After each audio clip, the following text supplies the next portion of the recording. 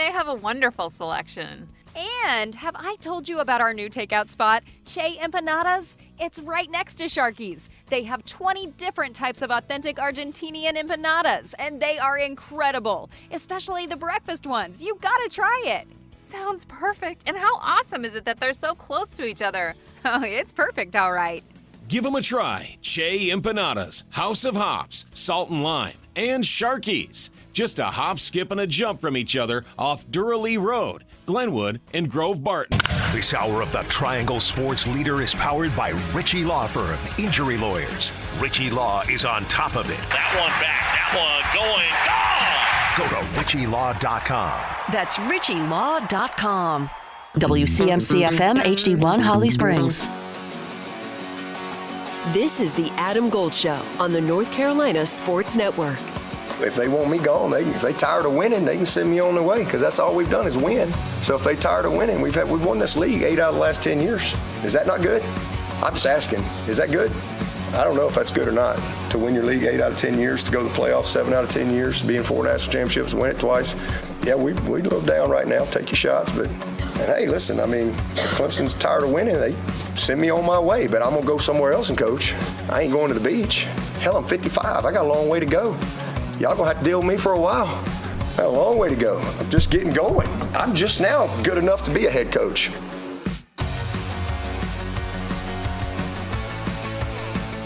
Print that. Tweet that.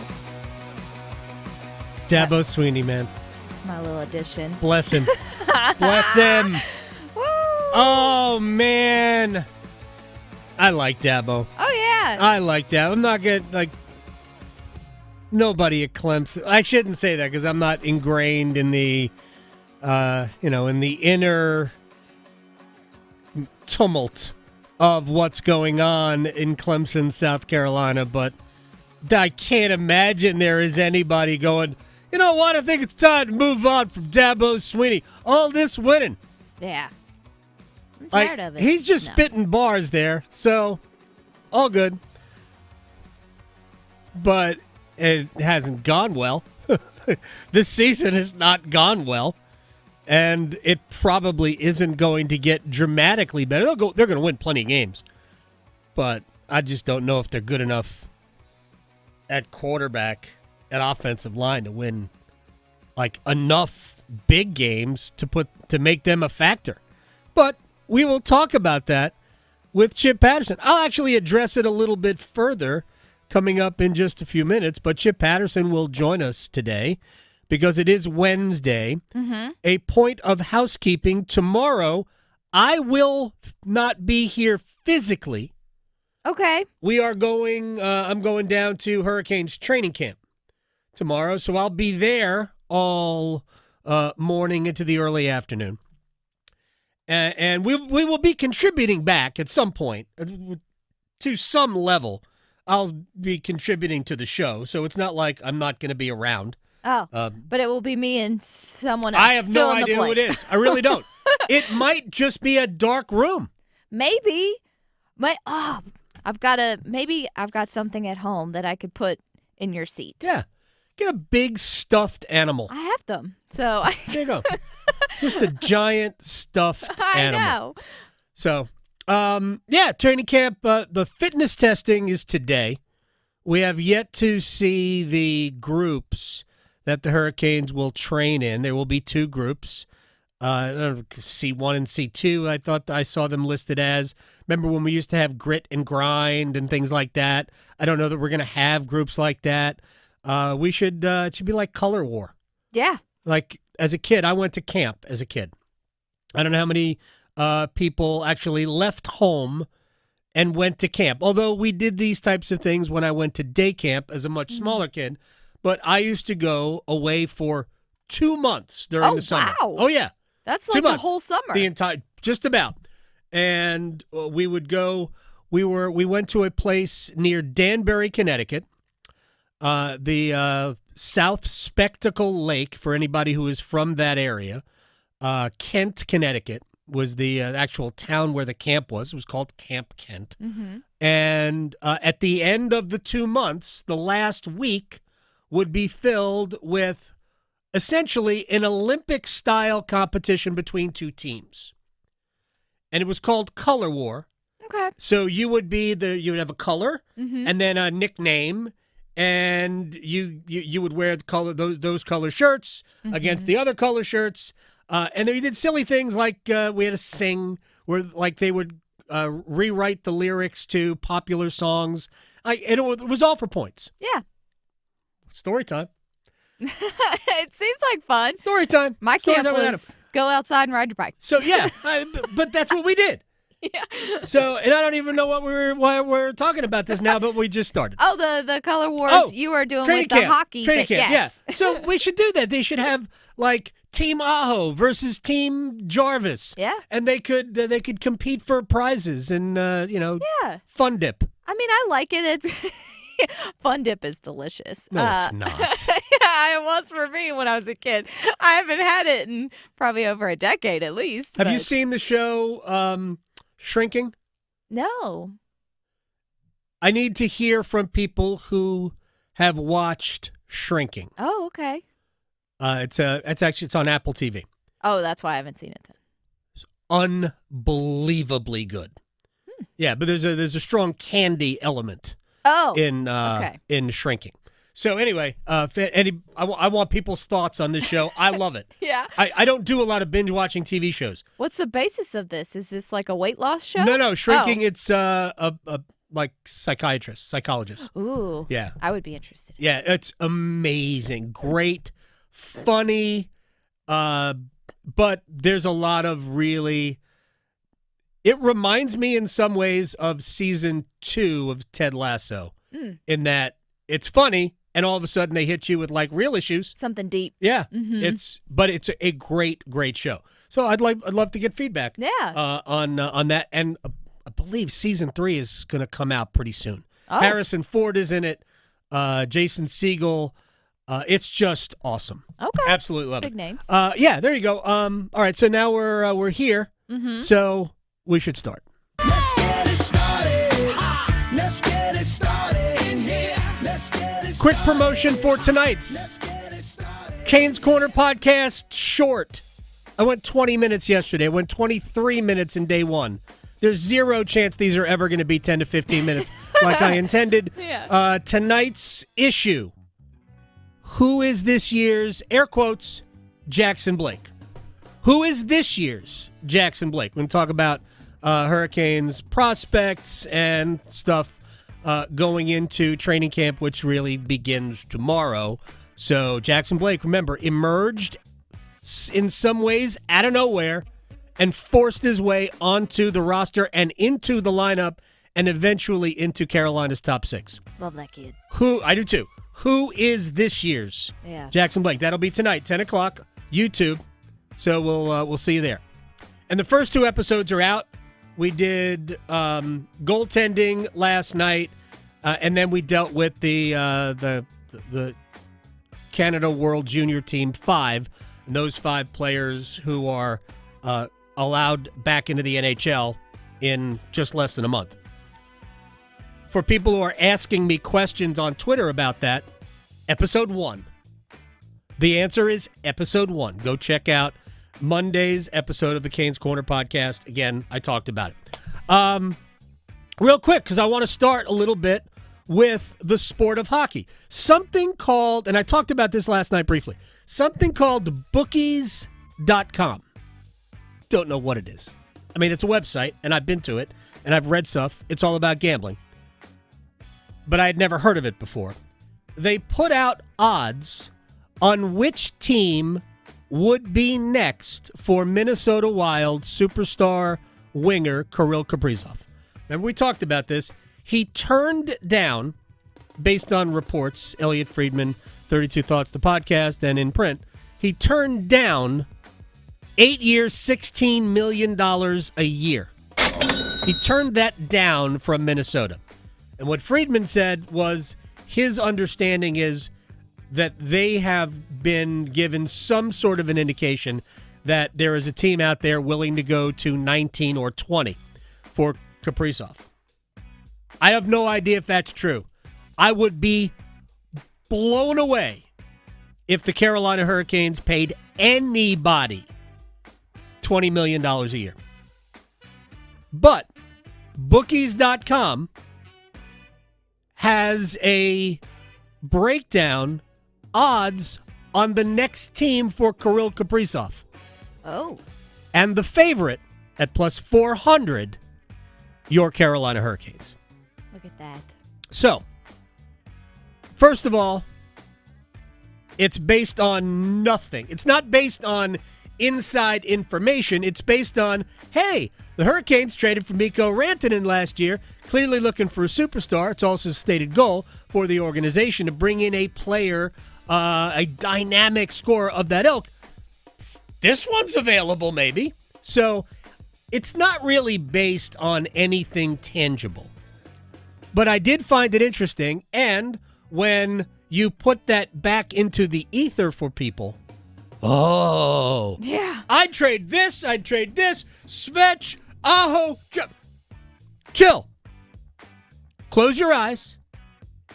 Do you see the Hurricanes trading what would be necessary to give Minnesota to put Kirill Kaprizov on your team? Now, this year, he's not $16 million. And to be honest, he may never be $16 million. We have no idea what Kaprizov is. All we know is that he turned that down from Minnesota. He might not want to stay in Minnesota. Yeah. Would that mean that he would want to come here? Here's my guess about what Kaprizov is doing. One, yeah, money would matter. But more than likely, it is where does he want to spend the rest of his NHL career? I'm not saying that's not Carolina. Not for a second. But my read, same agent, by the way, as Artemi Panarin. It's probably someplace like that. Mm-hmm. Right? That's where... Say, does he have a friend here? Right. That's where those guys go. Yeah. They go places like that, even though the Rangers have not proven to be a place where you can win. No. That's where my guess that LA, Toronto, that's where those players ultimately go. And so, fun. Have some, enjoy the conversation, banter it back and forth as you're getting ready for State and Duke on Saturday. You could, hey, what about Kirill Kaprizov? Who would you have to trade? Who would you play him with? Oh, man, make up your lines. Put your line combinations together. You know what? He's a lefty, so we can't play him at right defense. Maybe he can play goal. Why not? It just seems to me, I don't want to completely ridicule it, because this team, especially over the last several years, has made a habit of doing things that you go, I didn't expect that. I go back a couple of years when they signed the two top free agents. Didn't necessarily work out great, but wasn't terrible. Michael Bunting and Dmitry Orlov. And, of course, you flipped Bunting for Jake Gensel. And then, the trade for Mikko Rantanen last year. They are starting to do things that you go, all right, this is not necessarily on brand for Carolina. But what I do think stays on brand is I don't believe they will blow up a salary cap, a salary structure for one player who isn't exactly what they need to win a cup. Yeah. And here's my point about Kaprizov. I'm not saying add him if you can. But I don't care who Carolina adds on the wing if they don't get better at center. You're at the mercy of so many other factors. So, with all of that, if Kaprizov was a center, yeah. If his name was McDavid, yeah. If his name was Draisaitl, yeah. Matthews, yeah. I get it. But he's a winger, also 5'10". That would be on brand. Yeah, it would. But I don't care if he's 5'10". He is a 100-point guy if he stays healthy, walking. If he was a Finn, he'd be a lock. Well, no, we're right. Well, we're not. No, actually, he's Russian. Yeah. He's a lock. Yeah, true. We are Team Russia now. Yes. By the way, I have ideas for a Canes Corner podcast T-shirt that I need to get off the ground. With our draft picks for like 10 years Exactly. from now. So, do I think Carolina is really thinking about Kaprizov? No. Is it fun to have a conversation about? Because, look, we are 5 days away from the start of the preseason, and I'm jonesing to talk hockey. Yeah. Yeah. So we can have a little fun with it. But, yeah, I don't think it's happening. All right. Let me get to a couple of other quick hockey matters. Matthew Tkachuk and the Florida Panthers, they said he will be out until December. Oh. Well. Yeah, I'm surprised it's that soon that he would be coming back. I would actually bet that the first time we see Tkachuk would be closer to the first of the year. Mm-hmm. This is becoming a habit for him. Well, I mean, he had the surgery. IR. Yeah. He had the surgery. He's usually injured until it's Right. time to be off the IR. Until the playoffs start. And I know there are people who go, let's just keep him out until the playoffs. Yeah, I don't believe the NHL is going to allow that to happen. No. So he'll come back. He'll come off long-term injured reserve. He's going to start the season. Florida doesn't have to do anything with their cap issues now. And when the season, when they do get closer to activating him, they will have to clear some salary spots. They will have to clear room under the cap to get him on the team. But they had come out today because their training camp actually started a day earlier. Their stuff started today, I believe. And there's a bunch of teams that started a day earlier. But they said he was going to be out until December. All right, do we have the audio about Martin Necas? No, not yet? Okay, not never yet. mind.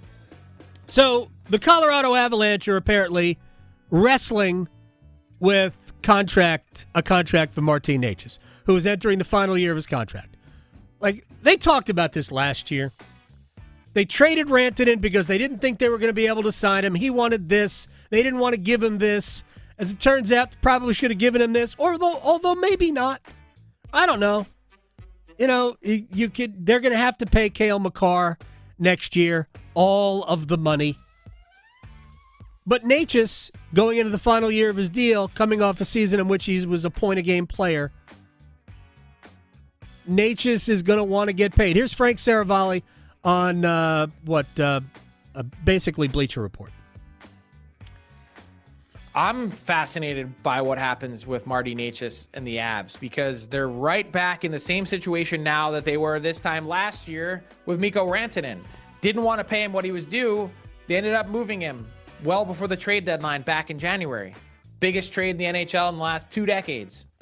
Now they acquire Marty Necas in that deal, north of a point per game player, and he wants to be paid.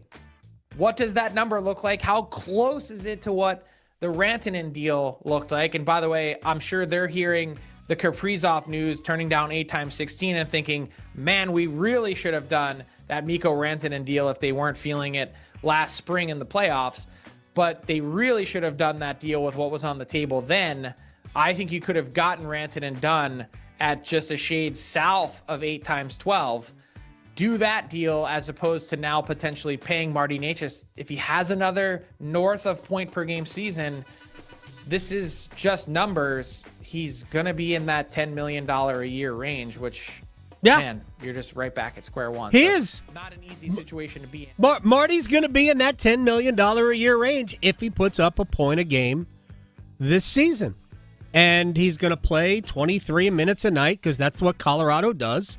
He's going to play with Nathan McKinnon, so at the very least, he's going to get runoff from and on the power play when he's playing with McKinnon and Makar and Lehkonen, like, they're going to score. And by accident, he's going to get his points. Am I saying that I would give Marty Necas $10 million a year to play hockey for me? No, I'm not saying that. But somebody's going to pay him that. And bless him. I love the kid. Absolutely love the kid. I hope he makes all of the money. And I'm not blaming anybody here. He played 4 years on an entry-level contract for the Hurricanes. 4. That contract's only supposed to be 3. No rules were broken. It was circumstance, but he played 4 years on an entry-level deal. Go get your money. Is this related to hockey? This is the Major League Baseball commissioner, Rob Manfred.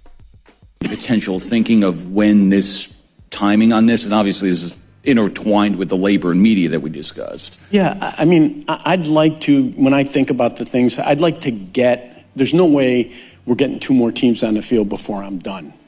I'd like to pick the teams before I'm done, is what I've said publicly. But a lot of this is getting handed off to the next person, whoever that is. Yeah, I think that the actual implementation of putting 2 more teams on the field will be on the next person. Yeah. Okay, so what he says is that he wants to choose the 2 expansion cities for Major League Baseball to take the league from 30 to 32 before he retires. Obviously, Raleigh believes that they are one of those strong candidates. I would love that.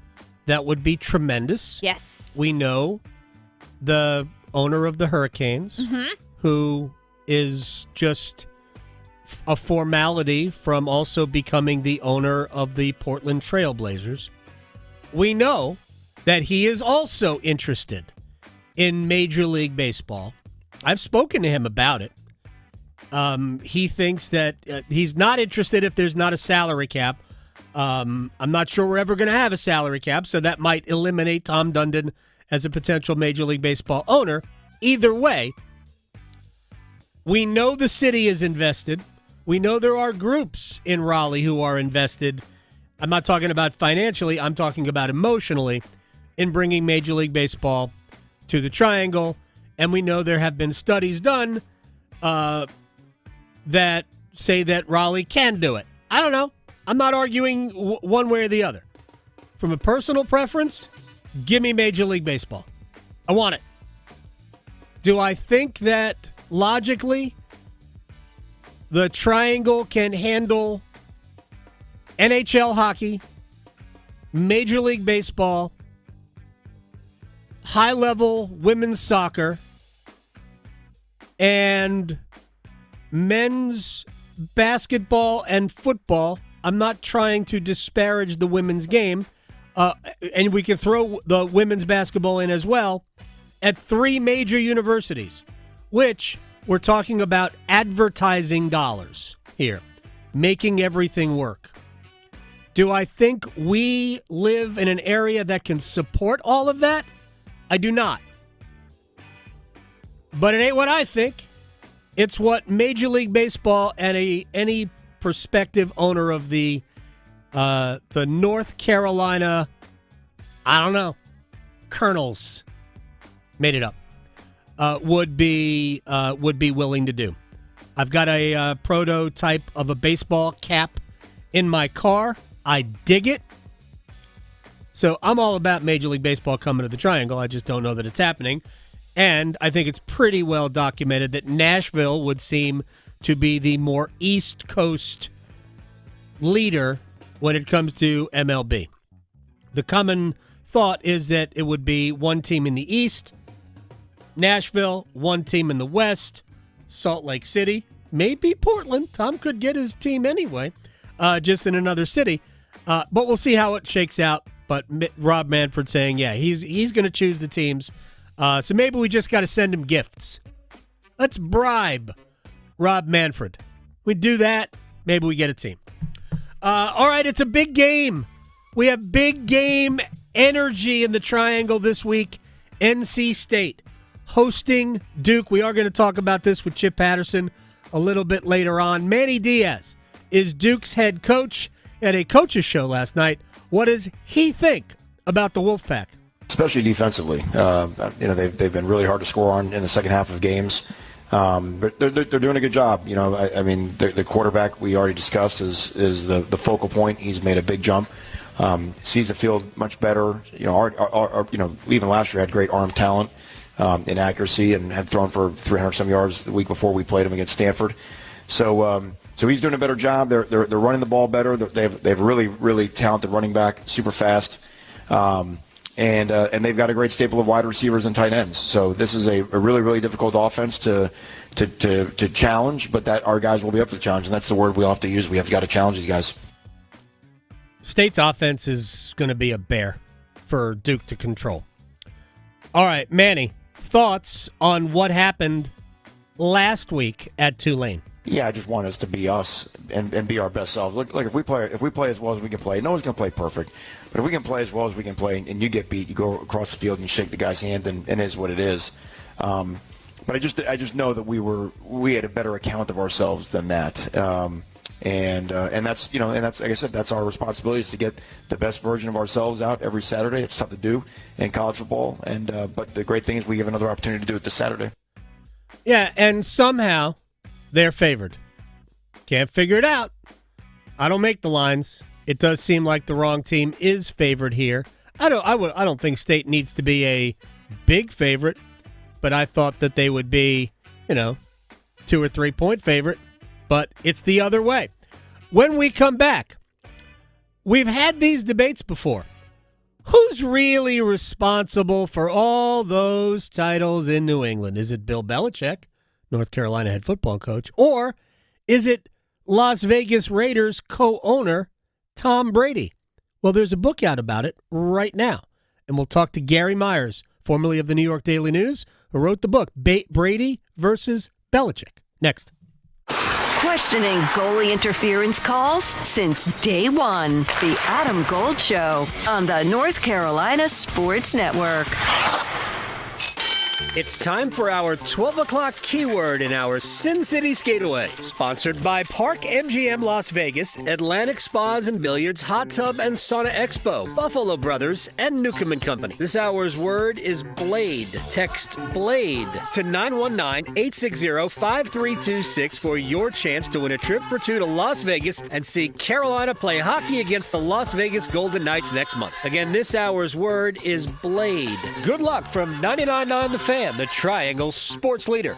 Hey, it's Adam Gold from my friends at FanDuel, America's #1 sports book, and I know Week 3 of the NFL is about to start, but we are into the penultimate week of the Major League Baseball season, and the Mets are still struggling to miss the playoffs. Actually, they're struggling to make the playoffs, but they have won 2 in a row. Could they make it 3 at home against the Padres today? I have a good feeling about things. -122 and an anytime home run for Pete Alonso today. Those are just my picks. You don't have to do it. You could do what you like, because it's America, and there is no better sports wagering app than FanDuel. FanDuel.com/AGS. New customers, bet $5, win it, get $300 in bonus bets. FanDuel, 21 and over and present in North Carolina. First online real money wager only, $5 first deposit required. Bonuses issued as non-withdrawable bonus bets, which expire 7 days after receipt. Restrictions apply. See terms at sportsbook.fanduel.com. Gambling problem? Call 877-718-5543 or visit morethanagame.nc.gov. Our state's future begins with our students. That's why the North Carolina Education Lottery has contributed over $12 billion to education. Through scholarships, school construction, support staff, and pre-K programs, lottery dollars move our state forward, helping students become the best versions of themselves. Visit movingncstudentsforward.com and share how your student or school community has benefited for a chance to earn $2,000 for your story.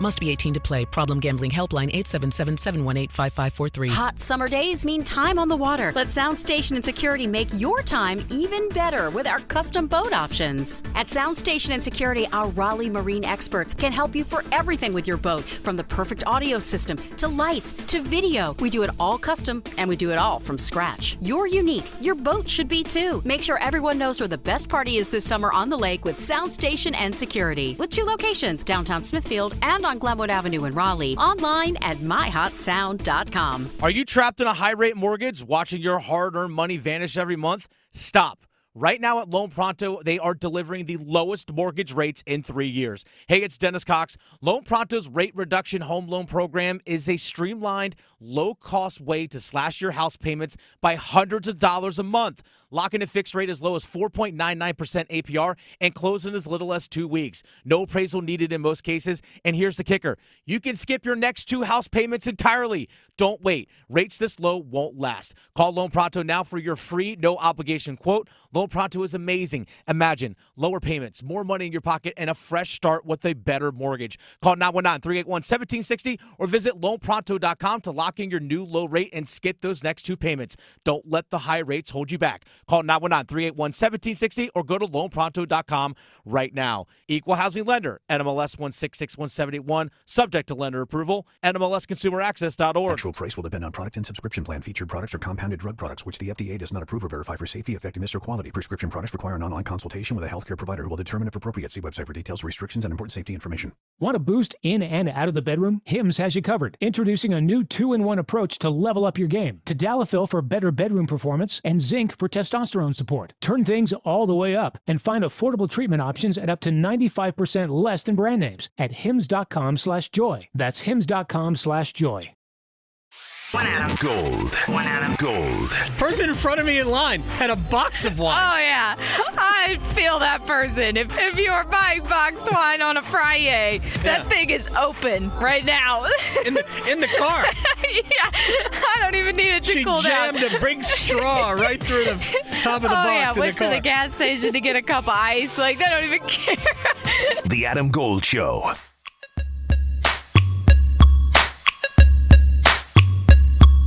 A longtime New York Daily News football writer turned author. A couple of books, one about Lawrence Taylor, and this one, Brady versus Belichick.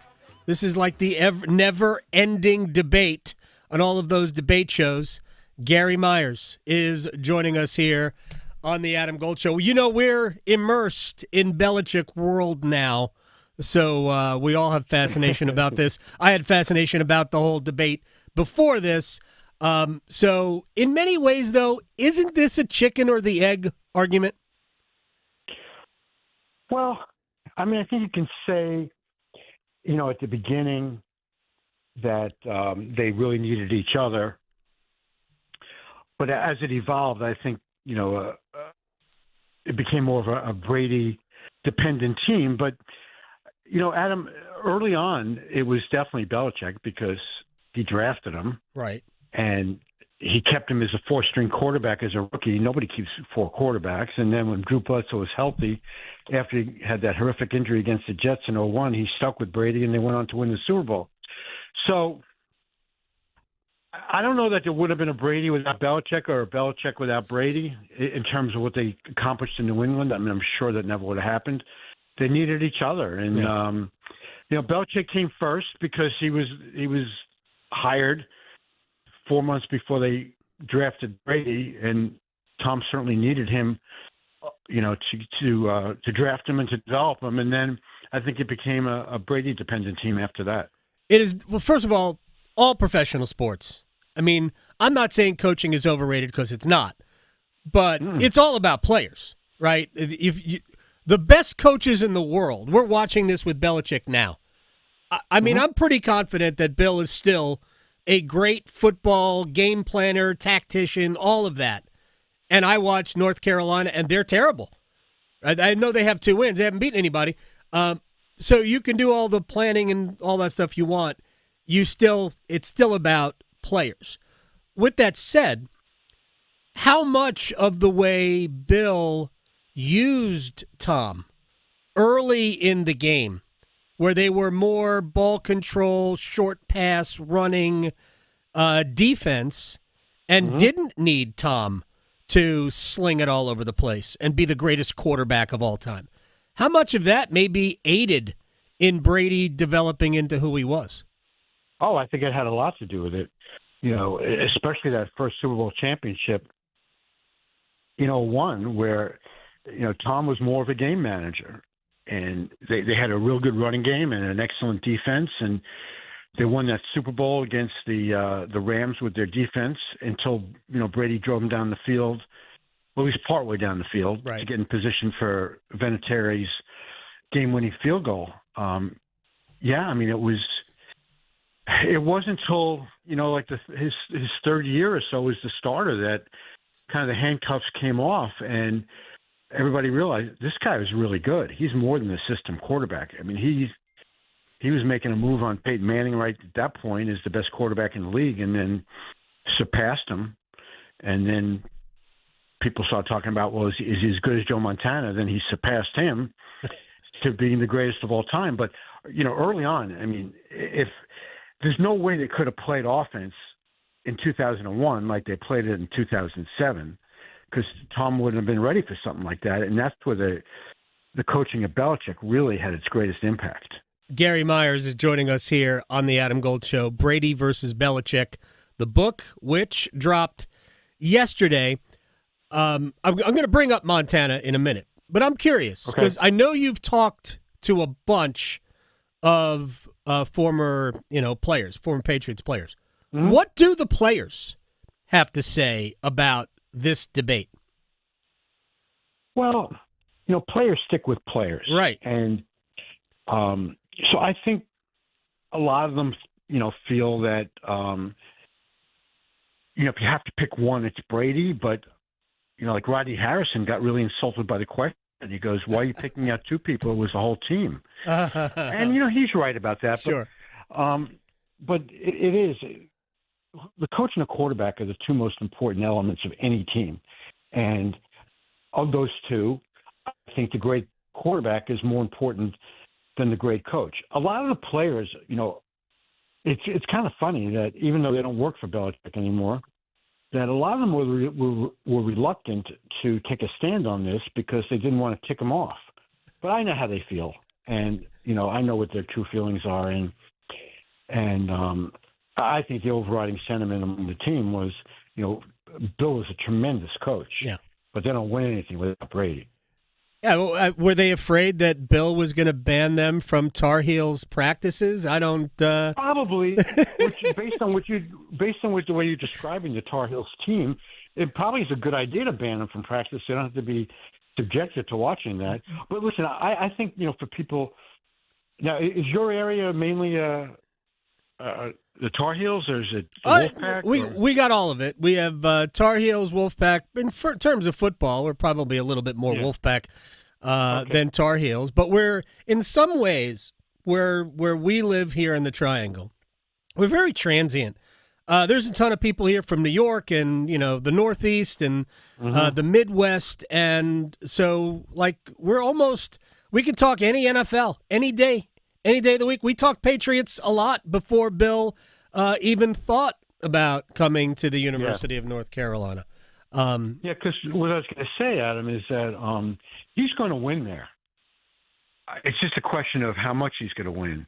And he's a really smart guy, and he walked into the most volatile time in college sports history with the portal and the NIL. Crazy. And it's hard for guys who have been in college football for their whole lives to adjust to this. And Nick Saban ran away from it. And Chip Kelly gave up his job as the UCLA head coach to go be the offensive coordinator at Ohio State, and now he's with the Raiders. He didn't want any part of this stuff. And so Belichick, voluntarily jumped into, having to figure all this stuff out on the fly. So I'm not surprised that they don't have a good team this year. No. Where they have like 70 new players. Yes. Yeah. And even if you had 70 new great players, it would be hard to get them to be cohesive in such a short period of time. But I would just say that, listen, the guy's a great coach. Great coaches can't win without a great quarterback. Yeah. And I feel like the rest of the team doesn't have to be great if you have a great quarterback. You just got to be able to protect them. And he'll find a way to win there, but he's got to get a quarterback. I'm not really up on their roster, but from what I watched the TCU game, and it didn't look like he has a great quarterback on that team. So he's got to go out and find one. And can he find himself another? I'm not going to say another Brady, but can he find another sixth-round pick type of guy and turn him into a great player? That'd be a great college quarterback.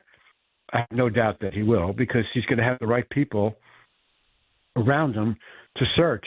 And whatever growing pains he's going through this year, I would not anticipate that's going to continue next year. I agree with you. Gary Myers is joining us here on the Adam Gold Show. Brady versus Belichick, the book.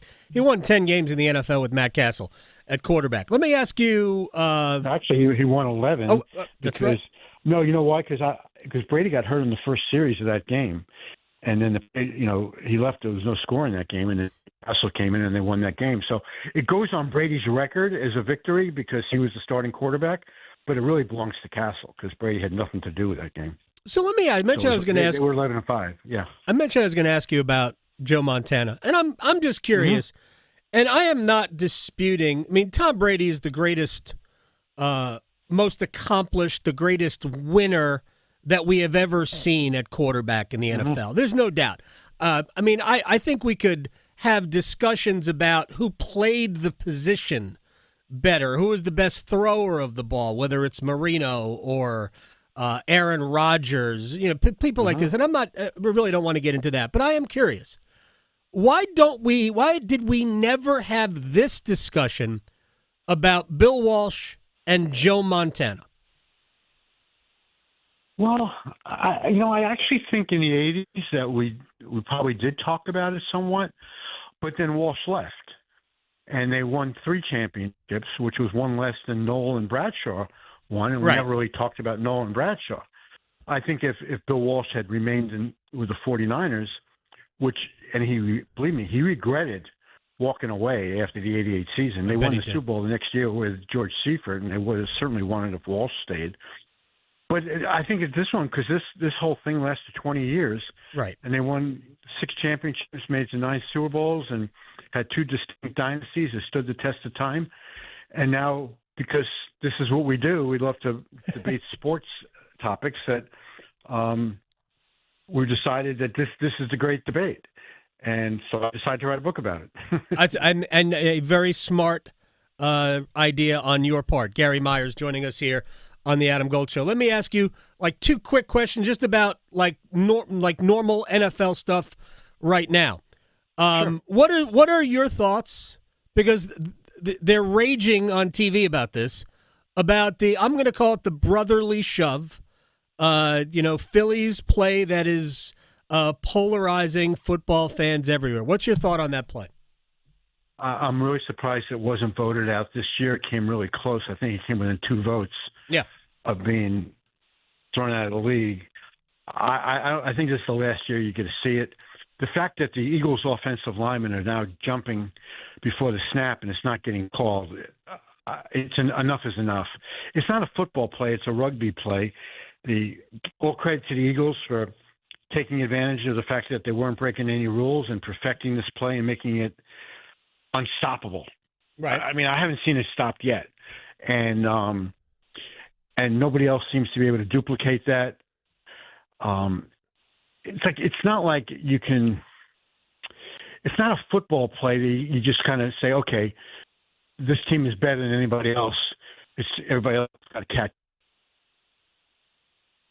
and they can't do it. But it's not like something you necessarily want to emulate. I think, although the numbers don't back it up, I don't think it's a safe play for either the offense or defensive lineman. Hopefully nobody gets hurt. But I think that what we saw, I believe it was probably in the Kansas City game last weekend, I think, where you just see the Eagles' offensive linemen every time they do it are jumping off sides. Right, and the center's actually lining up, it looks like, off sides because his helmet is almost in front of the football. Cause I talked about this all summer. I'm happy if they want to ban it. It doesn't really bother me. I don't understand the vitriol about it, but I'm happy if they want to ban it. To me, it's just a quarterback sneak. But why don't they just do it this way? We can't pull a player. You can't lift up a player and carry him across the goal line, right? So why can we push a player? I just don't understand it. If you can't get there on your own power, that to me should be the end of the play because it's not. It's assisted. Why don't we just put them in cars? That would be interesting. I'd like to see that. So, on 4th down, you just drive a car onto the field? Just get out there in a buggy and a golf cart and see if you can stop them. Now, would that be like the old Volkswagen commercial of how many guys you can get in the Volkswagen? Sure. So you get like an SUV or maybe like a minibus. You put all 11 players. Now, what the defense would do, they'd bring their own car onto the field, and you just have a head-on collision, and whoever can push whoever which direction. Defense would have a Humvee, and we'd never get the first down. That sounds about as legit a football play as we're seeing now with the tush push. It's funny because when the NFL was talking about player safety, and I get it, there are no safe plays in the NFL. So why don't we just look at the rule and say, is that really a good rule? Can you legitimately push from behind? And the answer should be no. So, and then we can get rid of the play that way, but. I don't know. That's above my pay grade. Gary Myers, I hope the book does incredibly well. Brady versus Belichick, and I hope to talk to you again. Sounds great, Adam. Thank you. Oh, it was fun. It was fun talking to Gary Myers about it. The debate has always been silly to me because invariably this is the way people think they've ended the debate. Brady won a Super Bowl without Belichick. I mean, I can't argue with the fact, but Brady stunk on the field. We watched it. He was no good with bad talent. And then when you give him Super Bowl caliber talent, look good. I mean, Belichick, it's always, and it always should be, more about the player than the coach. Players play. And we can't ever lose sight of that. So it's always more about player than coach. But man, the development of Brady, so critical for that. Belichick was able to kind of not ask him to do stuff he wasn't capable of doing early in his career, because this is what we're seeing today. We're seeing coaches try to be show how smart they are, and ultimately these quarterbacks look lost, all of them. All right, when we come back, one-timers, anything you want to ask, you can go to YouTube and put your question in the chat. Go to YouTube, search Adam Gold Show or 99.9 The Fan. Ask away. We'll be back. From the heels, Touchdown, Carolina! To the canes. She scores! He covers it all. The Adam Gold Show on the North Carolina Sports Network. At North Carolina Farm Bureau Insurance, you're more than a policy. You're family. With offices in every county, we're close by when it matters most. Our local agents customize coverage to fit your life. And our award-winning claims team delivers fast, quality repairs. It's no surprise Forbes ranked us the #1 auto insurer in America. North Carolina Farm Bureau Insurance. Helping you is what we do best. You've only got so many weekends. Spend one doing something nobody saw coming. Is it a party, a festival, a race? It's all of that, and all at once. Concerts, tailgating, unbelievable action, 100 reasons to say this is actually awesome. It's fast, it's wild. It's the cutoff race in NASCAR's playoffs, the Wild Card Weekend. The Bank of America Roval 400, Sunday, October 5th. Get tickets at charlottemotorspeedway.com. North Carolina ranks second in the nation in potential agricultural land lost by the year 2040. The NC Forever Farms program supports the preservation of family farms through permanent agricultural conservation easements and has received a record number of applications for 3 straight years. Landowners interested in preserving their working farm through the Farmland Preservation Division of the North Carolina Department of Agriculture and Consumer Services can learn more by visiting ncadfp.org.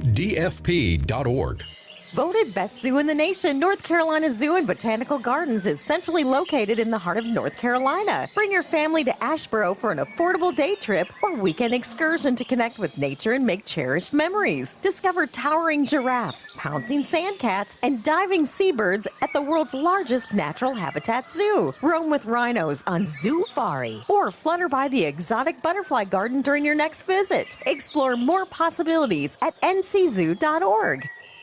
Turning 65 soon, navigating Medicare can be overwhelming and confusing, but you're not alone. The NC Department of Insurance SHIP program can help. SHIP counselors can help you understand Medicare benefits to make your best choices. Visit ncship.com or call toll-free at 855-408-1212. SHIP provides free, unbiased help in all 100 counties. Project supported by grants from the Administration for Community Living. Contents do not necessarily represent official views of, nor an endorsement by ACL, HHS, or the U.S. government. For North Carolina high school seniors, the countdown to college is on. And at CFNC, we've got all the resources and information needed to get you on campus next year. Take College Application Week, for example. Did you know you can apply for free at many North Carolina colleges from October 20th through October 26th? Sure can. Don't miss the opportunity to save some money applying to college. And for more help, visit cfnc.org/C2C. The North Carolina Department of Health and Human Services is looking for people age 21 or older to volunteer in long-term care facilities. Community Advisory Committee volunteers help residents and their families advocate for the needs of individuals living in long-term care facilities, such as nursing homes, assisted living facilities, and family care homes. Volunteers must complete orientation and training to become designated and certified representatives of the Long-Term Care Ombudsman Program. Visit ncdhhs.gov/contactnc to find your county's ombudsman. Did you know? Atlantic hurricane season runs through November. From gathering necessary supplies to planning an evacuation route, now is the time to make sure you and your family are prepared. And if a storm damages our electric system, local public power providers are ready to respond and restore power quickly and safely. As a public power customer, you benefit from having an electricity provider that restores power faster than other providers do. Visit electricities.com for storm preparation tips and resources. One Adam. Gold. One Adam. Gold. Person in front of me in line had a box of wine. Oh, yeah. I feel that person. If you're buying boxed wine on a Friday, that thing is open right now. In the car. Yeah. I don't even need it to cool down. She jammed a big straw right through the top of the box in went the car. to the gas station to get a cup of ice. Like, they don't even care. The Adam Gold Show. Change everything you want to change. I hope one day you say you don't want to run. It's the Adam Gold Show. I'm Adam Gold. Victoria's on the ones and twos. Chip Patterson. Next hour.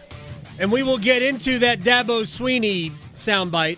Also, remember Monday, we had Chip saying, yeah, it's over for Clemson.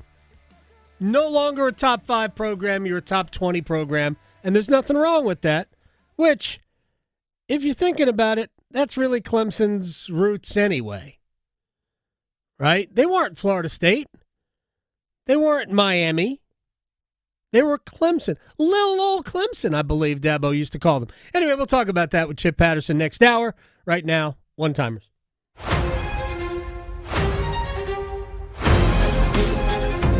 Alrighty, looking at our YouTube stream where people can put their questions there or at me on Twitter. First up, we have, how much longer do you think it takes before possible roster shakeups occur with the Panthers? It's hard to do roster shakeups in the NFL. Right? Unless you have to, yeah. I mean, it's just, you just don't see a ton of it.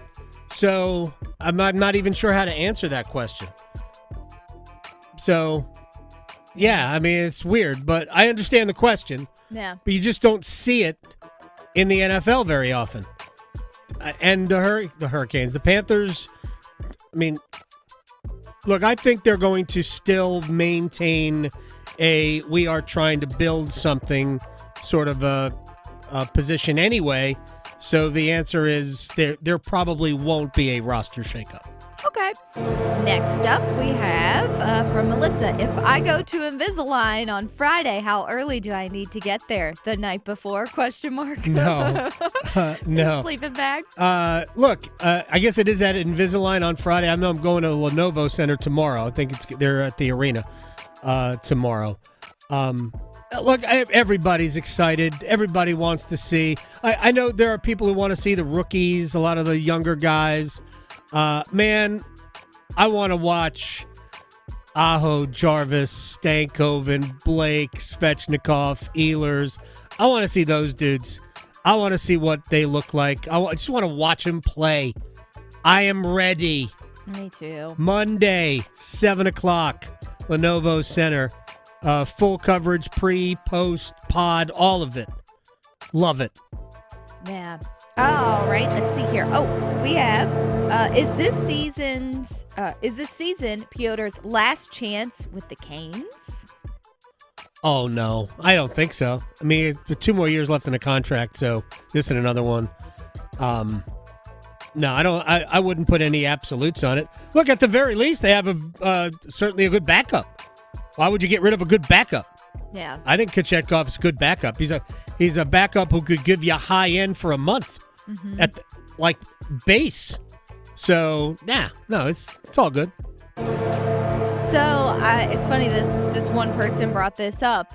He or she says, y'all going to talk about what Steve Smith said about the Panther fans and praising David Tepper and XL, which I feel some type of way about what Steve Smith said. Oh, what he called he didn't call Panthers fans losers. What did he call Panthers fans? He said basically all the city does is female dog and complain. Right. And he called a lot of fans fair weather fans and weak and whatever, it's a weak city and blah, blah, blah. I'm like, buddy, I've been repping from day one, so I don't need to hear any of that. You and your messy life. I mean, I get what Steve's trying to say. He is caping up for the team. He is employed by the team during the preseason. It's not a good idea to ever, pick a fight with fans.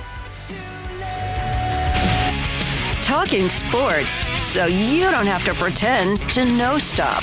The Adam Gold Show on the North Carolina Sports Network.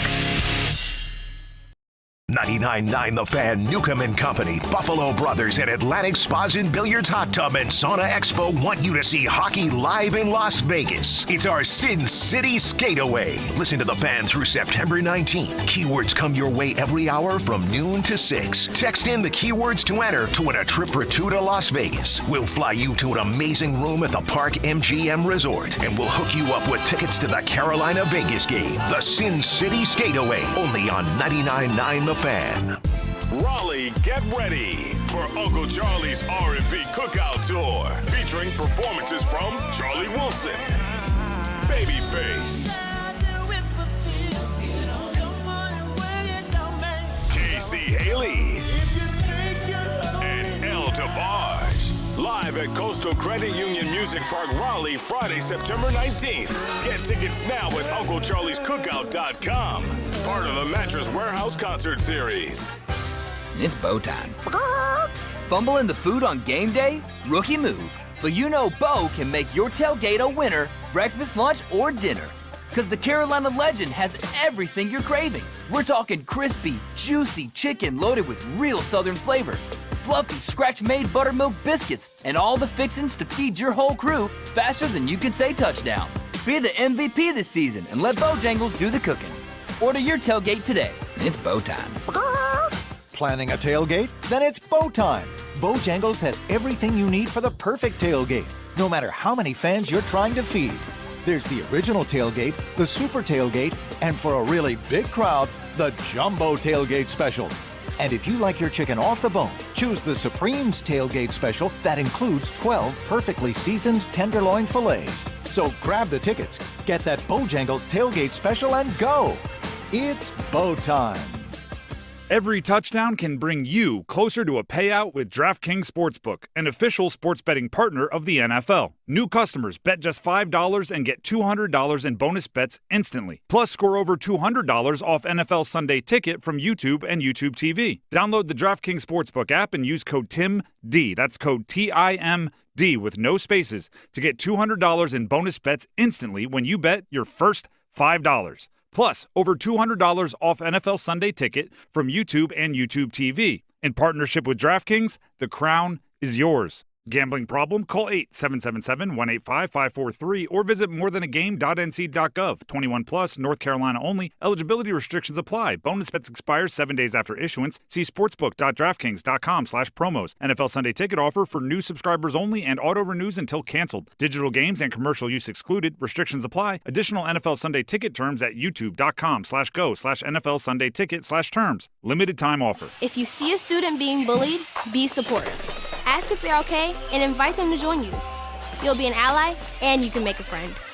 Friendship! Visit StopBullyingSpeakUp.com and join Cartoon Network to redraw your world without bullying. Oh, could this vintage store be any cuter? Right? And the best part? They accept Discover. Accept Discover? In a little place like this? I don't think so, Jennifer. Oh, yeah, huh? Discover's accepted where I like to shop. Come on, baby, get with the times. Right, so we shouldn't get the parachute pants? These are making a comeback. I think. Discover is accepted at 99% of places that take credit cards nationwide. Based on the February 2025 Nielsen report. I'm attorney Brian Ritchie. Workers' comp can be tricky, but my law firm will be on top of all the complicated paperwork and sneaky deadlines so that all of your I's are dotted and T's are crossed. If you've been hurt on the job, I'm on top of it. Contact us at ritchielaw.com. Broadcasting live from the Lenovo Studios. WCMC HD1 Holly Springs. 99.9 The Fan. The Triangle Sports Leader. If you've been paying attention to both Clemson and Georgia Tech, I don't think what happened was a complete shock. Haynes King is one of the toughest quarterbacks in the country and very fun to watch, and that's just a gritty team who got it done. And by doing that, they could be a team in the college football playoff conversation. So to your point, when you're talking about Georgia Tech, and you've got a Florida State team that beat Alabama, and you've got Miami, which beat South Florida convincingly and knocked off Notre Dame. I just think that there are more teams that are in the conversation, and right now Clemson is not one of them. It's the Adam Gold Show. I am Adam Gold. Victoria's on the ones and twos. It is a college football Wednesday. Chip Patterson will join us in just a few minutes. Can't wait for that. Also, because I will be out at Hurricanes training camp tomorrow, we will present to you, and I've already had a question about this offline, the Hobag Survivor Pool pick of the week. So everybody can advance in their Survivor Pool. There weren't that many who lost week one. As tough a week as it was, weren't that many apparently in that gigantic Survivor Pool for $18.5 million or whatever the total prize is. There weren't that many who, it was just a small percentage who left. Invariably, we lose half in the first 2 weeks because nobody knows.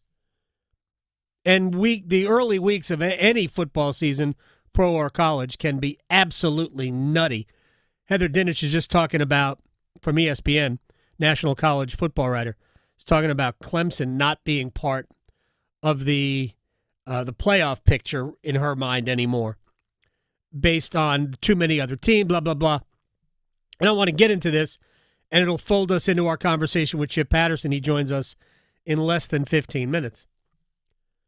The real reason Clemson isn't in the national championship picture, for me, and I would say this even had they somehow managed to beat Georgia Tech. Let's just say the kid for the Yellow Jackets misses the field goal that won it at the buzzer. And somehow Clemson won that game in overtime. I watched the game. And I saw a team that just wasn't good enough. We don't need anything more than that. I watched the game, and Clemson wasn't good enough to be part of the national championship picture. I will say this about Georgia Tech, because Heather Dinich talked about the schedule. And I've already heard people talk about Cal. West Durham did yesterday. And I was listening to the Cover 3 podcast today. We're talking to Chip Patterson, who moderates that, and they were talking about Cal. And here's the worst part, the very worst part of college football and the way it's built today. The worst.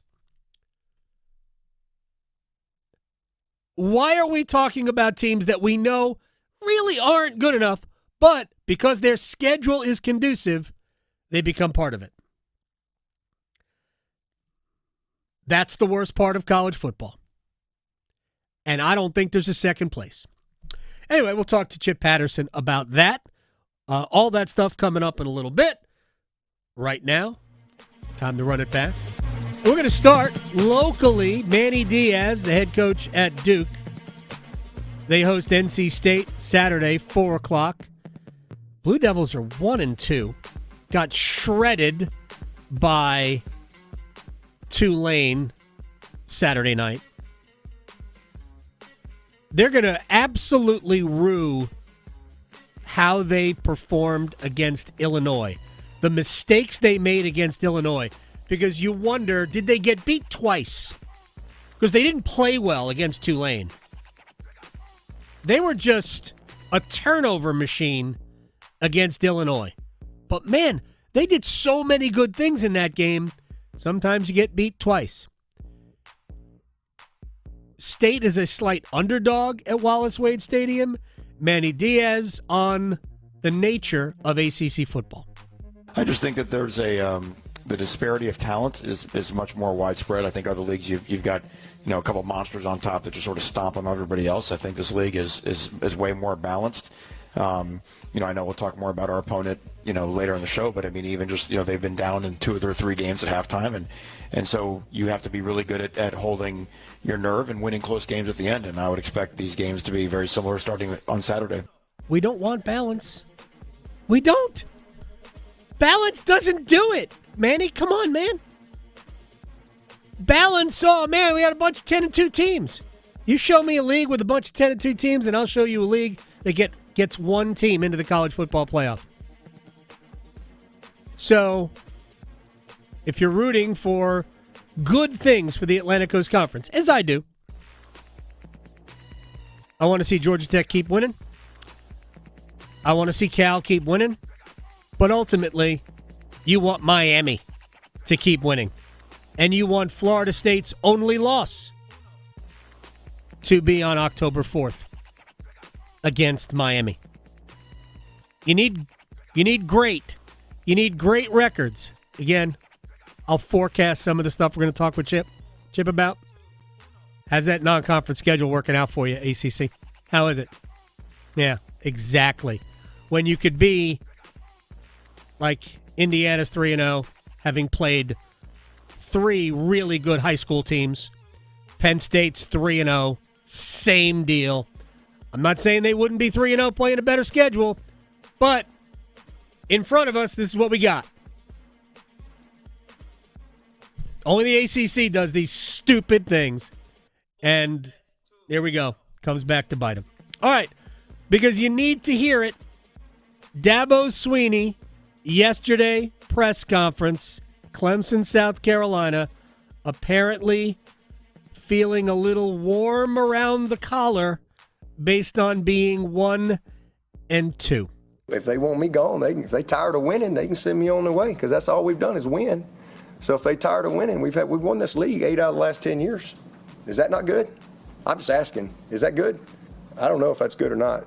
To win your league 8 out of 10 years, to go to the playoffs 7 out of 10 years, to be in 4 national championships, win it twice. Yeah, we're a little down right now. Take your shots, but I got a long memory in case y'all don't know. We'll be all right. We'll bounce back. This is a program built to last, always has been. Always will be. And I would just say if you give up on us if you don't believe in us because we've lost 2 games down to the last straight and you didn't believe in us anyway, so it don't matter. You wasn't all in anyway. If you're all in, you burn the ships, man. There ain't no exit strategy. Like, you're freaking all in. And hey, listen, I mean, if Clemson's tired of winning, they send me on my way, but I'm going to go somewhere else and coach. I ain't going to the beach. Hell, I'm 55. I got a long way to go. Y'all going to have to deal with me for a while. I got a long way to go. I'm just getting going. I'm just now good enough to be a head coach. I love Dabo. I love Dabo. I can't imagine there's anybody at Clemson putting pressure on him to win. It's disappointing that all of these returning players have not looked better on the field. All of that's disappointing. Cade Klubnik clearly isn't that good at quarterbacking. It's obvious. He's just a guy. And Clemson needs more than just a guy. Because they don't have a running. If they had a running game, maybe they could get away with just having a guy. But that's not what they have. And Cade Klubnik isn't that guy. And Dabo is Dabo. And Dabo's just going to be that. And I'm okay with it. But man. Print that. Exactly. By the way, if you go back, that rant when it was Clemson versus South Carolina and Steve Spurrier, and they have become, I believe, friends, Spurrier and Dabo. Spurrier just had a knack for getting under your skin. And he brought out the best Dabo rant ever. All right, one more thing. Heather Dinich on Penn State at number 2 in the polls. Here's the thing with Penn State, right? Going into the season, the preseason, I had them like preseason number 1, actually, for a lot of reasons. But when the season actually starts, you have to scrap the preseason rankings and you have to rank teams based on what they've done. And Nevada, Villanova, FIU, that there's nothing there that screams one of the top 2 teams in the country. So when they play Oregon, we'll find out how good both of those teams are, to be honest. And, I understand the questions around Franklin, but it's not just Franklin. I need to see more from Drew Aller, and I thought that we would see a little bit more improvement sooner in terms of that downfield passing game. They got some good wide receivers from the transfer portal, but it's kind of just like, where's that wow factor with Penn State, and are they going to be able to keep up offensively with the Ducks? This is what I was talking about before. There are already college football playoff projections, and they don't mean anything. But they all have the same teams. Most of them have yet to play a soul, including Oregon, who the one game they played against a decent opponent, theoretically, in name, was Oklahoma State. And frankly, Oklahoma State is trash. Terrible. Almost feel bad for Mike Gundy. Can't believe I just said that out loud. But that's what we have. It's the system of college football, which I will say it until I'm done. No mechanism, zero mechanism forcing teams to play good opponents. You do so simply out of, goodness of your own heart. Money, maybe. But nobody's forcing you. You can succeed without it because the people who make the decisions don't care. They don't. When we come back, Chip Patterson, CBSSports.com, Cover 3 podcast moderator on Dabo, the ACC, and the biggest game in the ACC this weekend. Next. Chapel Hill to Charlotte, Greenville to Greensboro. Your sports, his state.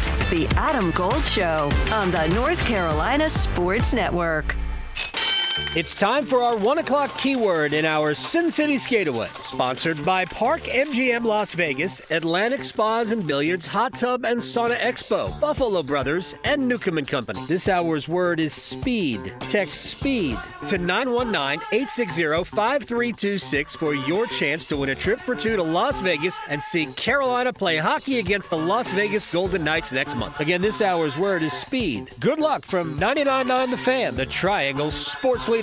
We may not have a lot of summer left, but we are only just getting started with riding season. I'm Victoria Vodnecker here from 99.9 The Fan for Law Tigers, and I know a lot of people who ride all year long, but for me personally, fall is my absolute favorite time to be on the motorcycle. The days might start to get shorter, but the air is different, Mother Nature looks different, but one thing that never changes are distracted drivers. And as a rider, you already know how to prepare yourself for the adventure, but it's also important to prepare yourself for the what ifs too. And if you are ever in an accident on your motorcycle, always remember to call Law Tigers first before calling your insurance company. At Law Tigers, they're riders too, so they get it. They know the value of your bike, your gear, the investment that you've made, and what it's like to go through an accident. Case evaluations are always free, and you're not going to pay a dime until your case is settled. Call 1-800-LAW-TIGERS, North Carolina's motorcycle lawyers. Law Tigers is a network of independent law firms who are members of the American Association of Motorcycle Injury Lawyers. Law Tigers is not a law firm. Thank you for calling Spectrum. My name is Angie, and I'm in Orlando, Florida. How can I help you today? Great. You're still there. It must be like 3 a.m. Oh, we're always here 24/7. What can I do for you? I know it's late, but I wanted to ask you about the best place to set up my router. It's never too late. We'll have you up and running in no time. Only Spectrum has 24/7, 100% US-based customer support. It's only everything. Spectrum fiber-powered internet. It's the fastest and most reliable internet. Go to Spectrum.com to learn more. What? New scratch-offs are out? That means new chances to become a North Carolina Education Lottery Winners Club member. Yeah, in the Winners Club, I'll reinvent myself. I won't go by just plain Todd. I'll go by Toddrick. I'll get a gold jacket, play my saxophone again. I'll stop and smell the flowers, call my mom more. Ugh, wrap it up, Todd. It's Toddrick. This month's scratch-offs pack over $78 million in total prizes. The Winners Club awaits. Must be 18 to play. Approximate overall odds of winning range from 1 in 3.76 to 4.98. Problem gambling helpline 877-718-5543. Struggling with high interest debt? You can pay it all off in days with Loan Pronto's Rapid Equity Loan. Hey, it's Dennis Cox. Get cash out now without touching your low-rate first mortgage. No appraisals, no waiting, no BS. The Rapid Equity Loan program at Loan Pronto is amazing. One Loan Pronto client just got $300,000 approved in under 24 hours. They paid off debt, renovated the kitchen, and cut their monthly expenses by $1,800. That's a huge turnaround. Loan Pronto, instant approvals, low rates, no hard credit pull up front. Listen, your home equity is yours. Use it. Get cash to consolidate your debt down to one easy low monthly payment. Call Loan Pronto now for a free instant appraisal for your home and see how much cash you can get today. Loan Pronto is A+ rated by the BBB and have nearly 2,500 five-star Google reviews. Their service is off the charts. Call now to start the conversation. 919-381-1760, loanpronto.com. 919-381-1760. Get debt relief now. Loanpronto.com. Equal housing lender. NMLS 166171 on approved credit. NMLSconsumeraccess.org. Hey, what do you say? John Forsland here for my friends at Buffalo Brothers. During hockey season, I'm bouncing from coast to coast like a puck on ice. But when I'm back in town, I always head to Buffalo Brothers for the best wings on the planet. And check this out. Now they have a new flavor, Chili Lime. You can't beat the great specials at all 5 Triangle locations, like half-price pizzas, Monday through Friday, 4:30 to 6. You can dine in or carry out. BuffBrothers.com. Aw, man, now I want wings. This is Adam Gold. 80-second mark, I scream in the booth. I screamed in the booth. Why the heck is he still on the ice? Did you say it in Finnish? I should have. Yes. No, he wouldn't. He curses in English. He does. All right, 2 seconds later, he scored. Yes. He and I hurt went, you. oh, that's why. That's why. The Adam Gold Show.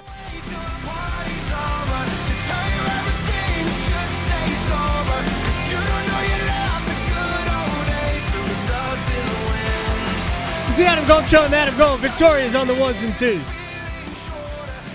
Tonight I get to see them. It's concert night for me. Who is this? A day to remember. This will be a day to remember. The band that you were like, wait, right. Who? Wait. Yeah, this is what got us into the Who's On First. Yeah. In my brain, because we, most go there. Go where? Most of our listeners have no idea what I'm talking about. It'll be on the internet if you want to go watch it. A classic comedy routine that today people would go, yeah, it's not that funny. Yeah. Which is true. People would look at it today and go, it's not that funny. But back in the day, hysterical. We were much simpler people. But a day to remember? Yeah, and people who maybe don't know them might know Yellow Card. Ocean Avenue, and they were back in the day. Are we talking about soccer? What are we doing here? I know, right? I've already had a friend on Twitter who put all of the bands playing tonight in like an order to make a sentence with all of them. Nice. Yeah. Excellent. Yeah, so there you go. All right, good. All right, let's get to our college football maven, the one and only, the man himself, Chip Patterson, moderator, Cover 3 podcast, CBSSports.com, and I was a very interested viewer earlier today. By the way, I do dig Danny's day trading. I absolutely dig it. I thought that was fun. So thank you for that. Do you know what the backstory is? No, I don't, but the segment's good. You and Danny bring all of the energy, and I'm not sure that Fornelli and Elliot aren't asleep or are cardboard cutouts. Hey now, listen. It is about balance. I have always said one of the great joys of the Cover 3 podcast is we do have a little something for everybody. You're going to find one of us that you love, one of us you don't all of like, you. one of us that you agree with, one of us that you think is an idiot, because ultimately we all love each other and we enjoy talking about it with each other. I mean, the live YouTube chat is filled with back-to-back comments of, like, this guy's an idiot. This guy's exactly. So anyway. No, I love all of you guys, but there's only only two of you actually have seem to be awake. So the quick backstory on day trading Danny. Sure. Which I don't know. He's a friend of the show, so I don't want to. Who? Danny Canales? Yes, he's a friend of yours. He's awesome. I love Danny. Yeah. Platform. Yeah. So you can Google Danny Canales' career earnings. He had a successful NFL career. He's a pro for a while, yeah. He took up day trading at a very, very bad time for day trading. You Google when he left the NFL and the financial situation that quickly followed it. Fast forward, he's doing a podcast with us. So I'm just saying. Oh, bless Day trade Danny happens because day trading did not work out for Danny. Oh man, so, I feel bad now, but I love Danny Canales. So yeah, I love Danny Canales. He laughs at himself as well as about anybody that I know, and he was the one who brought that joke up, and he pulls out his old trading book. Like, I saw that his actual day trading book from his day trading days. I want to dig into Clemson here. Because we played your rant from Monday about Clemson no longer being a top 5 program. They're a top 20 program, and there's nothing wrong with that.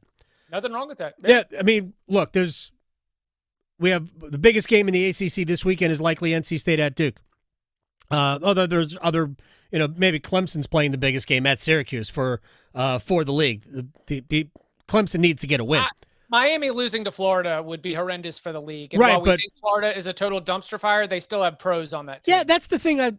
We're dismissing that like Miami is just going to throw their helmets on the field and that's going to be enough. They're going to have to play well. Right.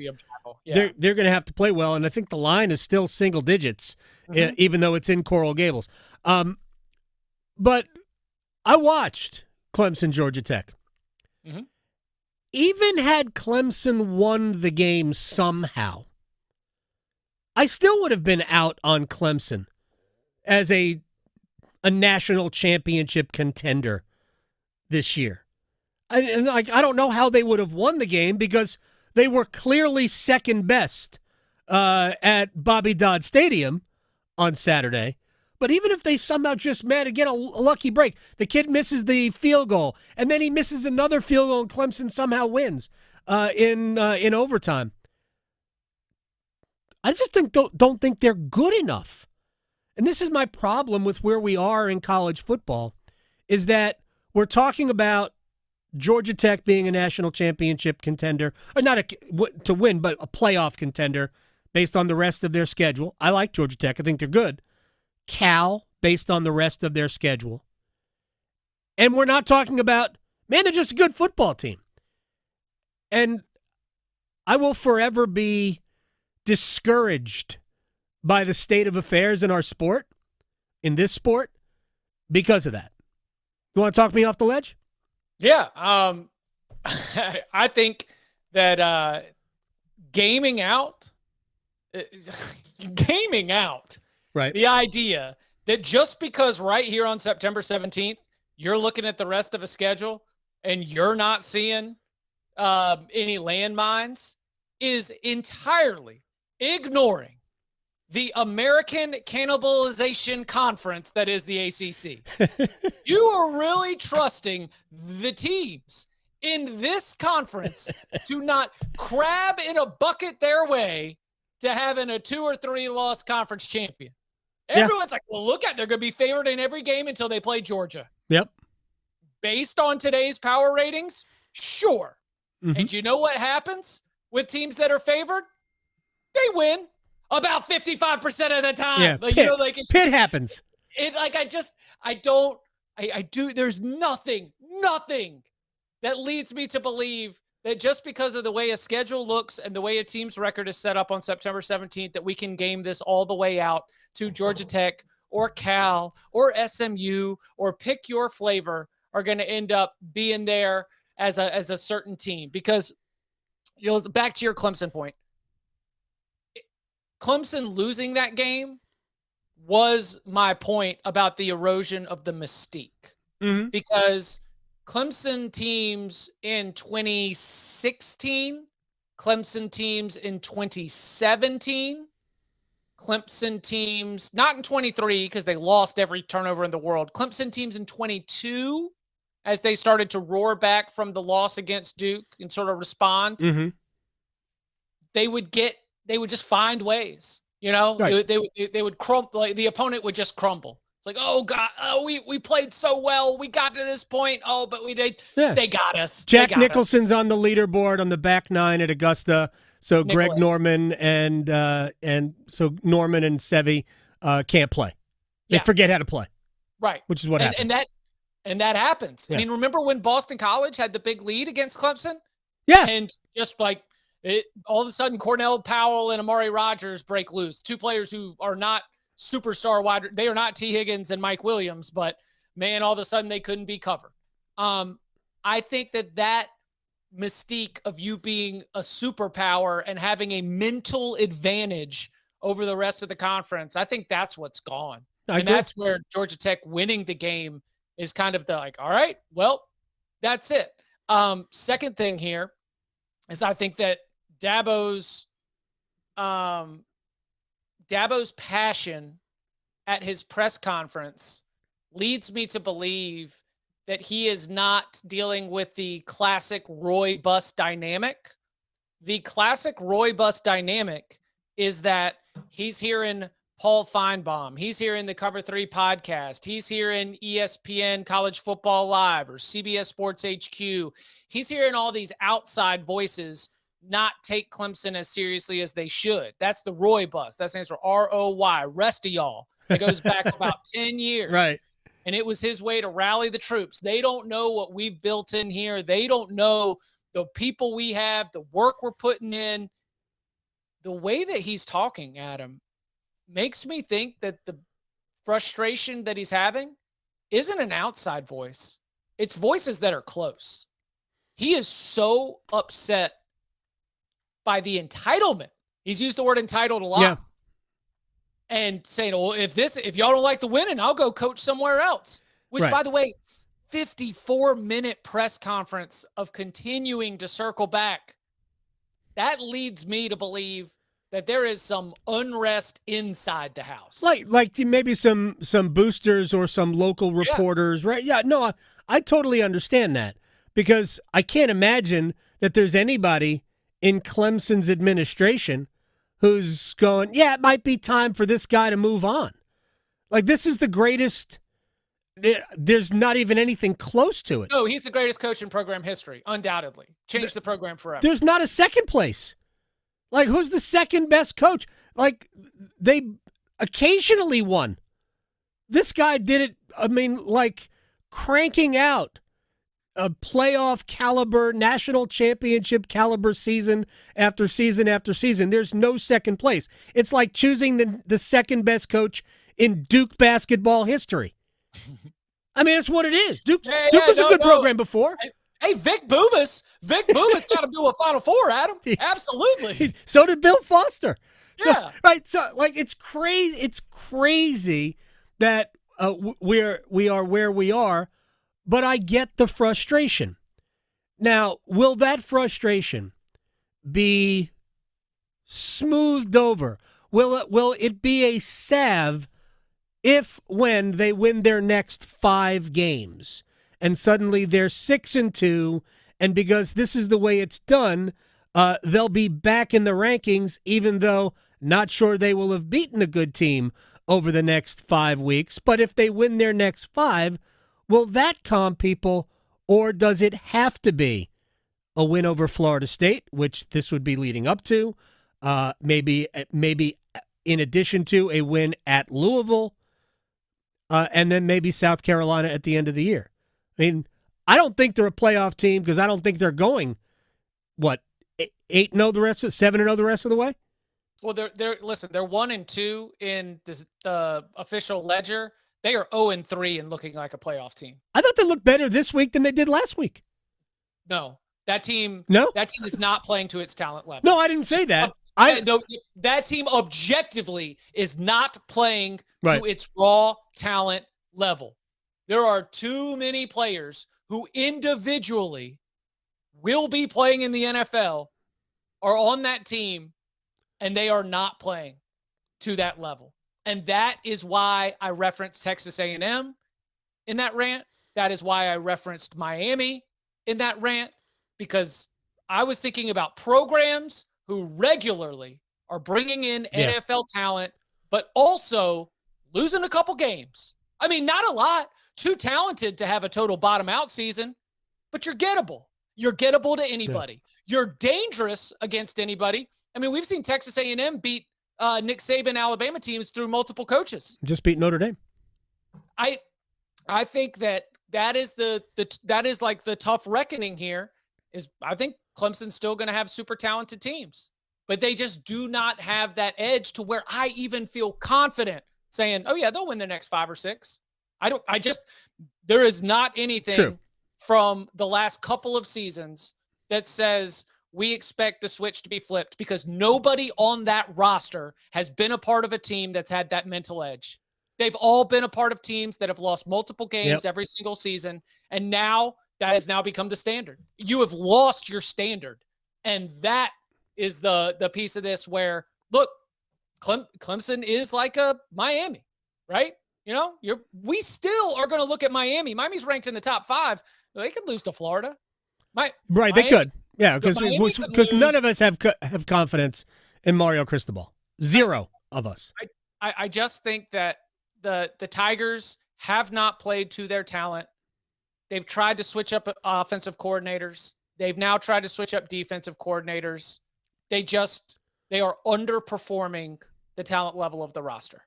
Very, very quickly, because I want to move on to other games and other teams. I mean, is it as simple as Cade Klubnik just isn't that good? Maybe. Well, I mean, it's not that simple, but it's a huge part of it. Right. I mean, do you know what he looks like right now? He looks like a CFL quarterback. He looks like Max Duggan. He looks like somebody who is not destined for the first round of the NFL draft, but somebody who's destined to be an Argonaut. Darian Durant would like a word. That's fine. Because he's not nearly as good as Darian Durant. No, but that's where Max Duggan is. I made that connection because when I was watching Cade this season, I was really being as friendly as I could. I was like, let's look at just the good plays. Let's look at the things he is doing well right now.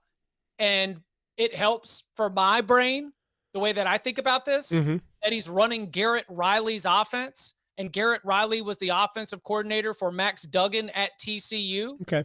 When they made the national championship game, when Max Duggan was like a top 6 vote getter in the Heisman Trophy. Cade Klubnik at his best looks like what Max Duggan was doing, making some plays with his legs. He's got not a lot of reads. He's only asked to make a couple of reads, and when he makes the throw, it happens. I mean, if Bryant Wesco doesn't drop the third down pass, maybe there is a path for Cade Klubnik to be a good college quarterback. But in July, we were talking about him like he was a first-round NFL draft pick, like a contender for the Heisman Trophy, and he is so decidedely not looking like that.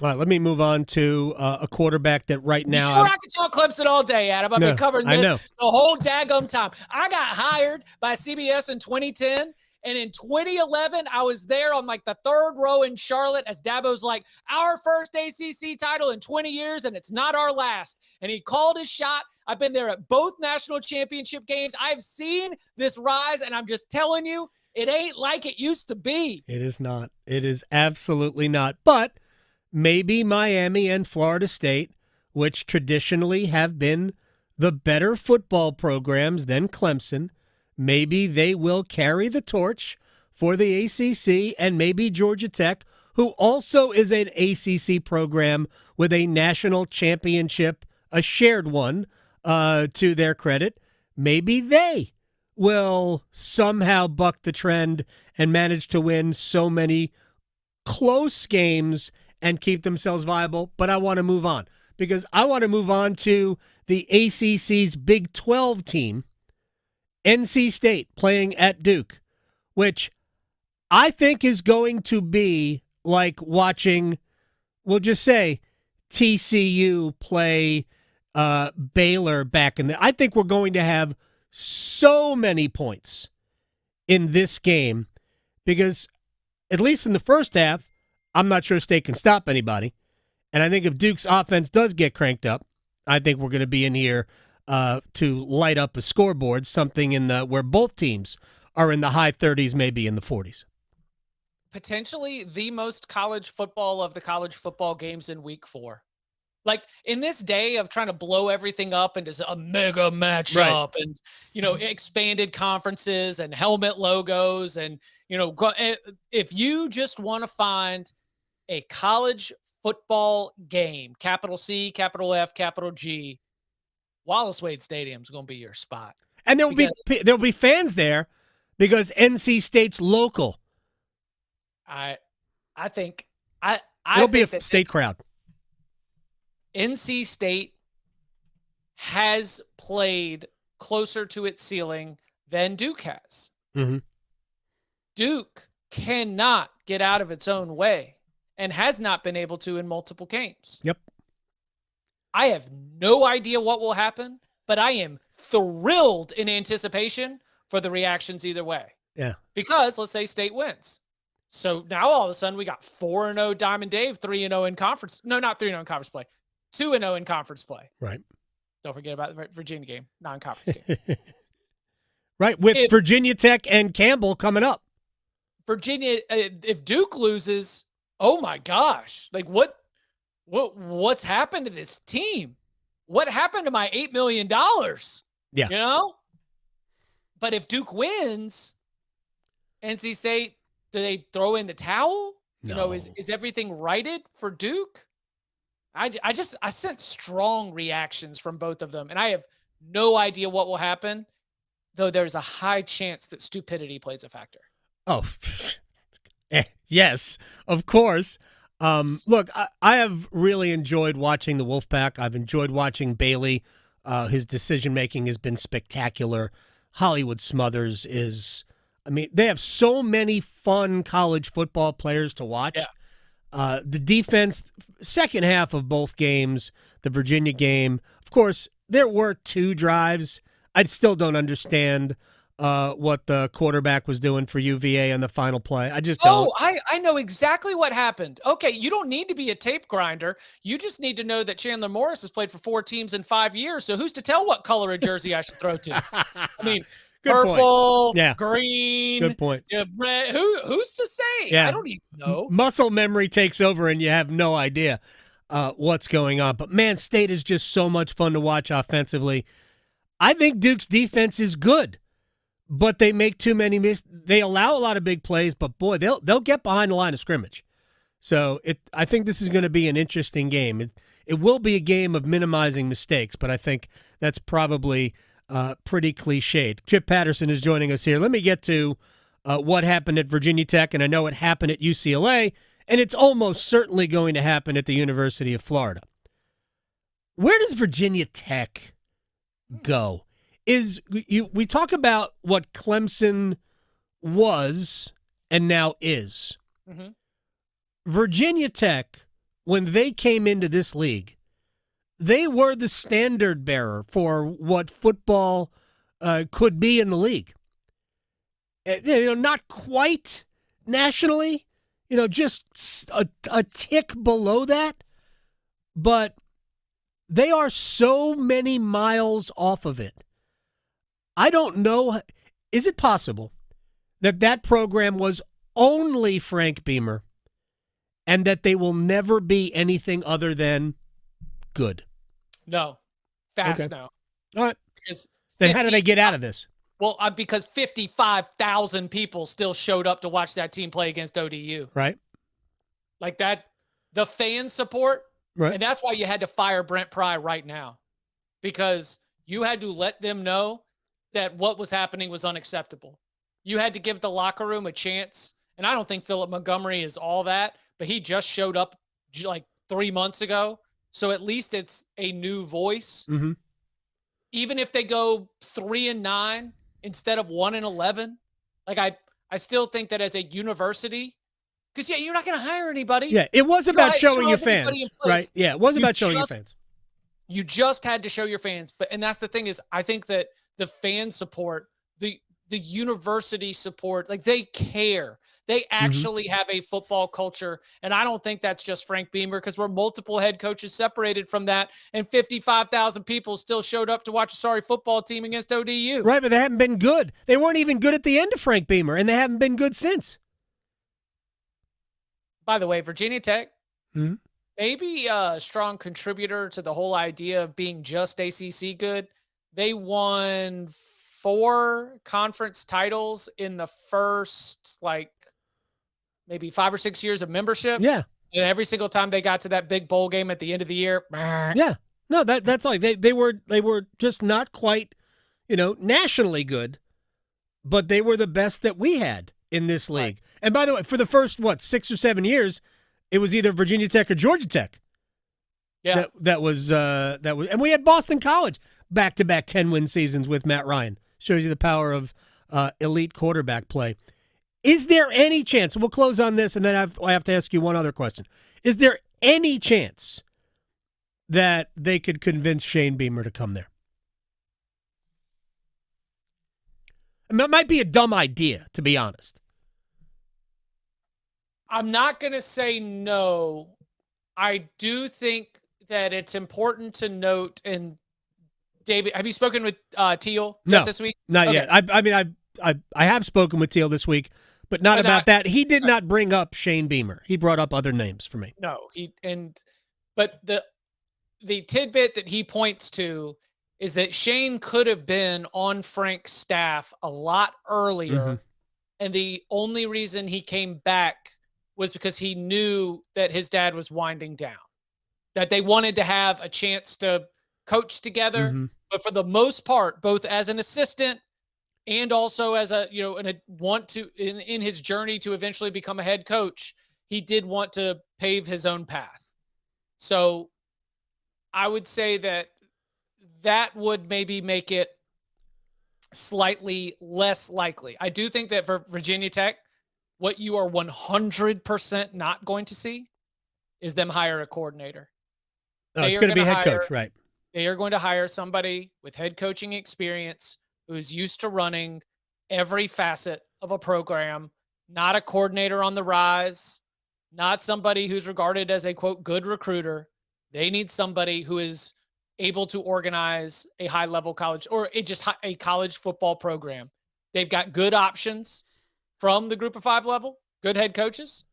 They might have some former head coaches or ones who are in, other places right now. So we'll see. I have a suggestion for you. Dave Clawson. No. Jimbo Fisher. No. Dan Mullen. $20 million a year. Nick Bill Saban. Belichick. Nick Saban. Pay him $20 million. I'm not kidding. Now Miss it Terry would be worth told it. me that if I go back into coaching, she gonna leave me, and I don't know who's gonna go buy my oatmeal cream pies. Exactly. He needs all the little $20 million just worth of Little Debbie's. Chip Patterson, you're the best. Wait, I thought you had one more thing you wanted to say. We ran out of time. We're going to do it all next week. What? All? All of it next week. Okay. We got Ryder Cup next week. That's exactly what I'm talking about. Okay. We'll do it next week. All right. Chip Patterson, CBSSports.com, Cover 3 podcast moderator, my man. All right. We got to take a break. We'll come back. We'll stretch. We'll place bets next. From the heels Touchdown, Carolina. to the canes. She scores! He covers it all. The Adam Gold Show on the North Carolina Sports Network. Hey, it's Adam Gold from my friends at FanDuel, America's #1 sports book, getting you ready for more European football. What? I thought we only talked American football here. Nope. We also do European football, Day 2 Champions League, and we have some tasty matchups. Bayern welcoming Chelsea into Munich. How about that in Bavaria? Liverpool, the best team in the English Premier League, home to Atleti. Very nice. New customers, bet $5, win that bet, get $300 in bonus bets. If you win, pick a bet, win it, and then cash in with their money. FanDuel.com/AGS. FanDuel.com/AGS. Download the FanDuel app today. 21 and over and present in North Carolina. First online real money wager only. $5 first deposit required. Bonuses issued as non-withdrawable bonus bets, which expire 7 days after receipt. Restrictions apply. See terms at sportsbook.fanduel.com. Gambling problem? Call 877-718-5543 or visit morethanagame.nc.gov. North Carolina ranks second in the nation in potential agricultural land lost by the year 2040. The NC Forever Farms program supports the preservation of family farms through permanent agricultural conservation easements and has received a record number of applications for 3 straight years. Landowners interested in preserving their working farm through the Farmland Preservation Division of the North Carolina Department of Agriculture and Consumer Services can learn more by visiting ncadfp.org. You can be a wildlife hero. Did you know that visiting North Carolina Zoo and Botanical Gardens in Asheboro supports efforts to protect wildlife and wild places? The North Carolina Zoo is a global leader in wildlife conservation, working to save endangered species of both plants and animals, such as elephants, red wolves, and gorillas. Plan a family-friendly day trip to the North Carolina Zoo to learn how you can join the mission to save endangered species from extinction. Learn more at nczoo.org.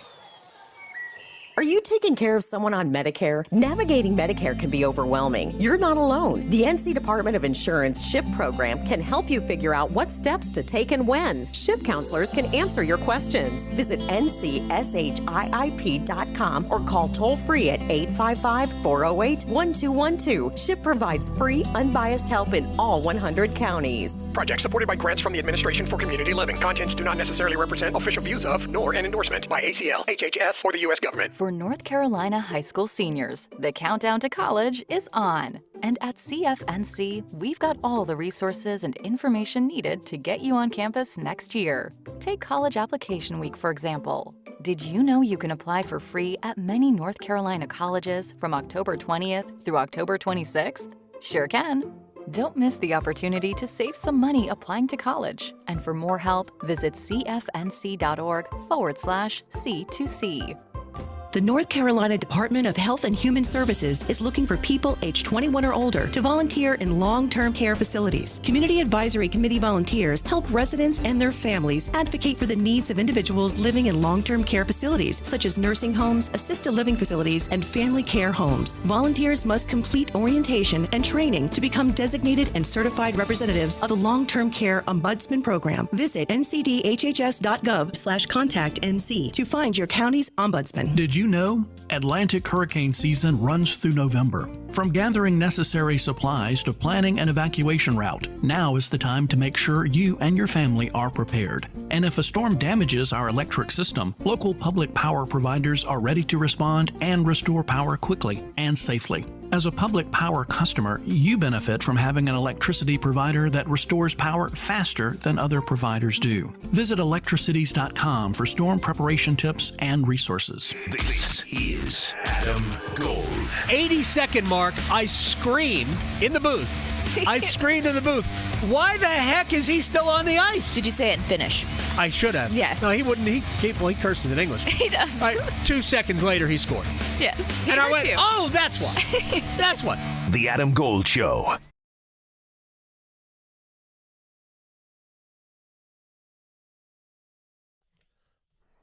It's the Adam Gold Show. I'm Adam Gold. Victoria's here. Thanks to Chip Patterson. Yes, next week is Ryder Cup week. Really snuck up on me. No, it didn't. Yeah, no, it did not. So Chip and I will talk about it on Wednesday a little bit, maybe a little bit more. But we'll filter it in throughout the week because it's not everybody's favorite thing. It just happens to be mine. So that will be next week. So we didn't belabor you with it this week, although it is very prominent in my thoughts, as well as the Hurricanes, who start the preseason on Monday. And for the third consecutive night tonight, we will have a shorter than normal Canes Corner podcast. Tonight we will deal with this question: who is this year's, air quotes, Jackson Blake? The rookie that forces his way into the conversation for a roster spot. Doesn't mean he's going to get one, but who is that guy this training camp? And training camp begins tomorrow. I'll be out there tomorrow. I believe Paul is doing the show tomorrow, but I'll be contributing from Hurricanes training camp. Nice. Yeah, I'm excited. I'm excited to be in a building where there's a giant sheet of ice. Man, I can't wait. I'm excited. Yeah. All right, let's stretch. Okay, so this is weird. So Elton John is a great musician. Yeah, he's a great artist. You ever seen Elton John? No, live. I No, but I'm sure that's a fun show. Yep. Or was. I don't know if he's still touring. He was for a minute, but what he is doing is using his bones to make jewelry. What? Excuse you? I know. This is real, and it's weird. So, like bones meaning piano keys or bones? No. Actual bones? Yeah, body bones. Isn't he in your body? Isn't he still using? Nope. Those? Nope, not anymore. I feel like I'm going to one of those curiosity and oddity shows or something, because you'd find stuff like this. Has he amputated something off of his body? So what he did do was have a double knee replacement. Oh, okay. All right, I get it. So the story is that last year he had a double knee replacement and had a special request from his surgeon, which can't say that his surgeon's heard this many times, but he wanted to keep his kneecaps so he could turn it into jewelry. And so not only do you have to have a surgeon who's willing to let you keep your kneecaps, which I guess you can, they're yours, you were born with them. Your kneecaps. Yes. But you also have to have a jeweler who's down to make jewelry out of it. Like a brooch. It might be good. Uh-huh. A brooch would be nice. Well, that would be his left kneecap. So really? We know exactly what he did. We do. All right, because he gave it to his jeweler, and he designed something where this jeweler said, quote, "We baked them. We had to bake them to dry them out. Sure, yeah, makes sense. Then they get raw like pumice stone. Yeah. And they're very porous. That's what bones are. And they had to paint them and then polish them. So that's what they did to Elton John's kneecaps. And his right kneecap was larger than the left. So the left kneecap is a golden brooch or gold brooch. And so they gold-plated the kneecap? Potentially, they just say it's a gold brooch. So maybe interpret that however. Knowing Elton John, he's got the money to do whatever he wants with it. So I would say it's there's no telling. Who knows? But then the right kneecap they turned that into a gold-plated necklace that looks like a, quote, old artifact from Egypt. Nice. So there you go. I just, in the storybook of what are we going to talk about on a Wednesday, I did not see Elton John turning his kneecaps into jewelry as one of it, but here we are. So there you go. But one thing I do want to turn into a good story, because I did yesterday with my Cubs, is place some good bets. Place your bets. Place your bets. Here we are. I bet you slice into the woods $100. Gambling is illegal at Bushwood, sir, and I never slide. Okay, you can owe me. I owe you nothing. All right, we're ready to go. I believe things are copacetic now at Citi Field. Okay. I think we've figured it out. Nice. All right. Maybe. I You go know first. I've been talking about pitchers. And, but anyway, let's go with yesterday my Cubs bet came through, so I might make one of those. But I never got to make a White Sox bet, and we don't want them to win. We beat me. So You're always picking on the White Sox. I know. They're It's our rival. incredible. They are the enemy. and so let's go Baltimore. Give me Baltimore to beat the White Sox in Chicago. And I will take the over 8.5 because why not? Plus 225. All right, yesterday I was all against the Mets. They scored 5 times in the first inning, won 8-3. I'm declaring the slump over. We're fine. Okay. I hope. Home to the Padres again tonight.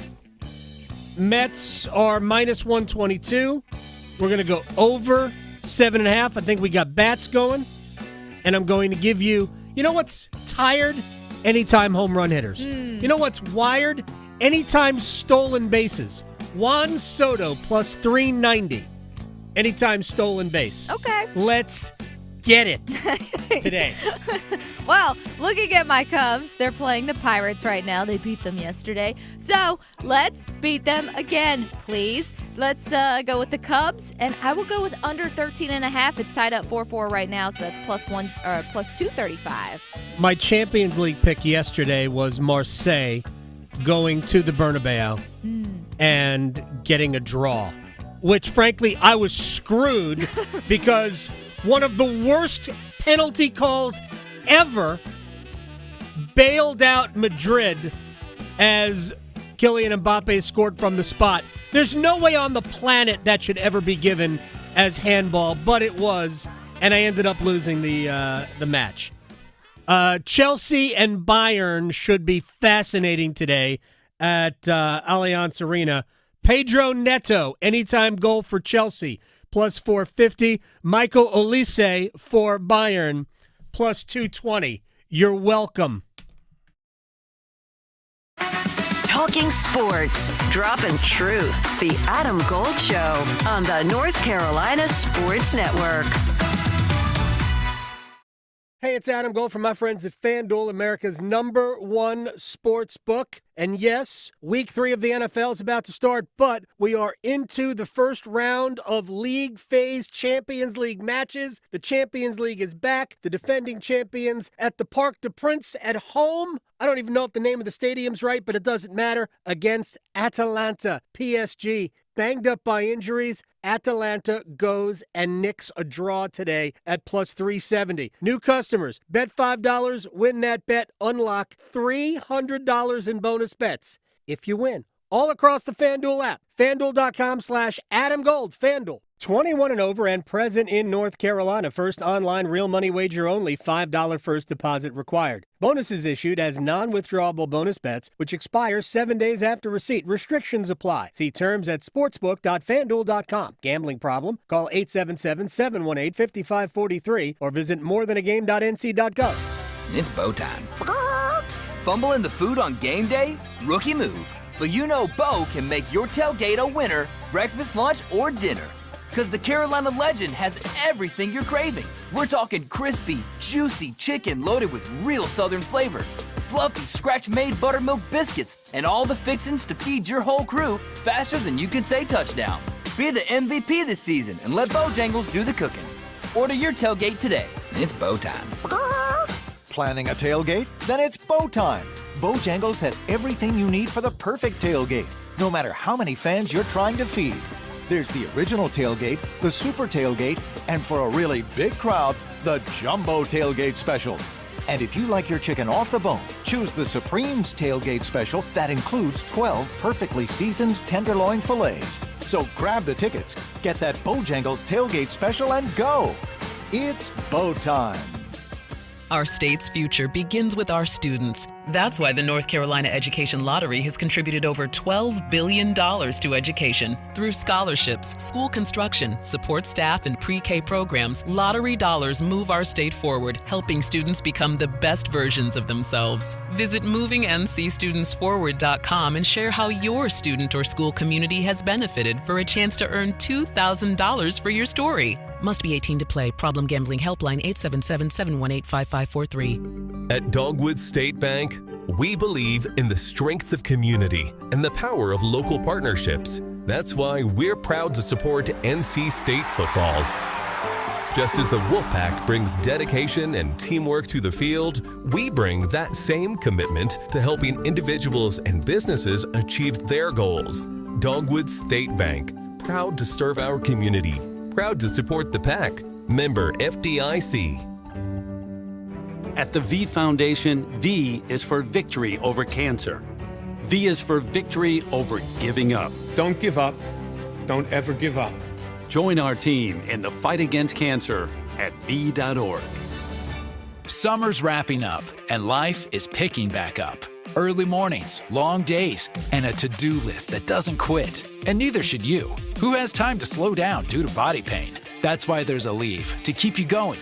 With just one pill, Aleve delivers longer-lasting body pain relief per dose compared to other leading OTC branded pain relievers. Aleve helps keep you moving from sunup to sundown with up to 12 hours of pain relief per dose, so you can keep moving and be ready for whatever's next. Use as directed. I'm attorney Brian Ritchie. Getting hurt in a car wreck comes with all kinds of stress and frustration. But when you call me, I'll be on top of all of it. So all you need to worry about is getting better. If you've been injured in a car wreck, I'm on top of it. Contact us at ritchielaw.com.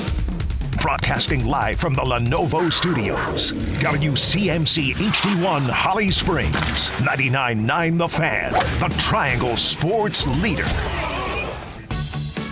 Everything that Baker Mayfield does creates a conversation in the football world because so often we don't see these sorts of stories with number one overall picks who are with a team. Maybe it worked out for a couple years, maybe it didn't. In his case, he had the one good season in Cleveland. They cast him off. He bounces around, and he's got a real second shot at a great career for himself. He's already proven it over the first couple of years of being in Tampa, and I'm really excited to see what this Bucs team can be after an offseason where they quietly made some strong moves, including maybe having the potential rookie of the year on the team in Emeka Egbuka.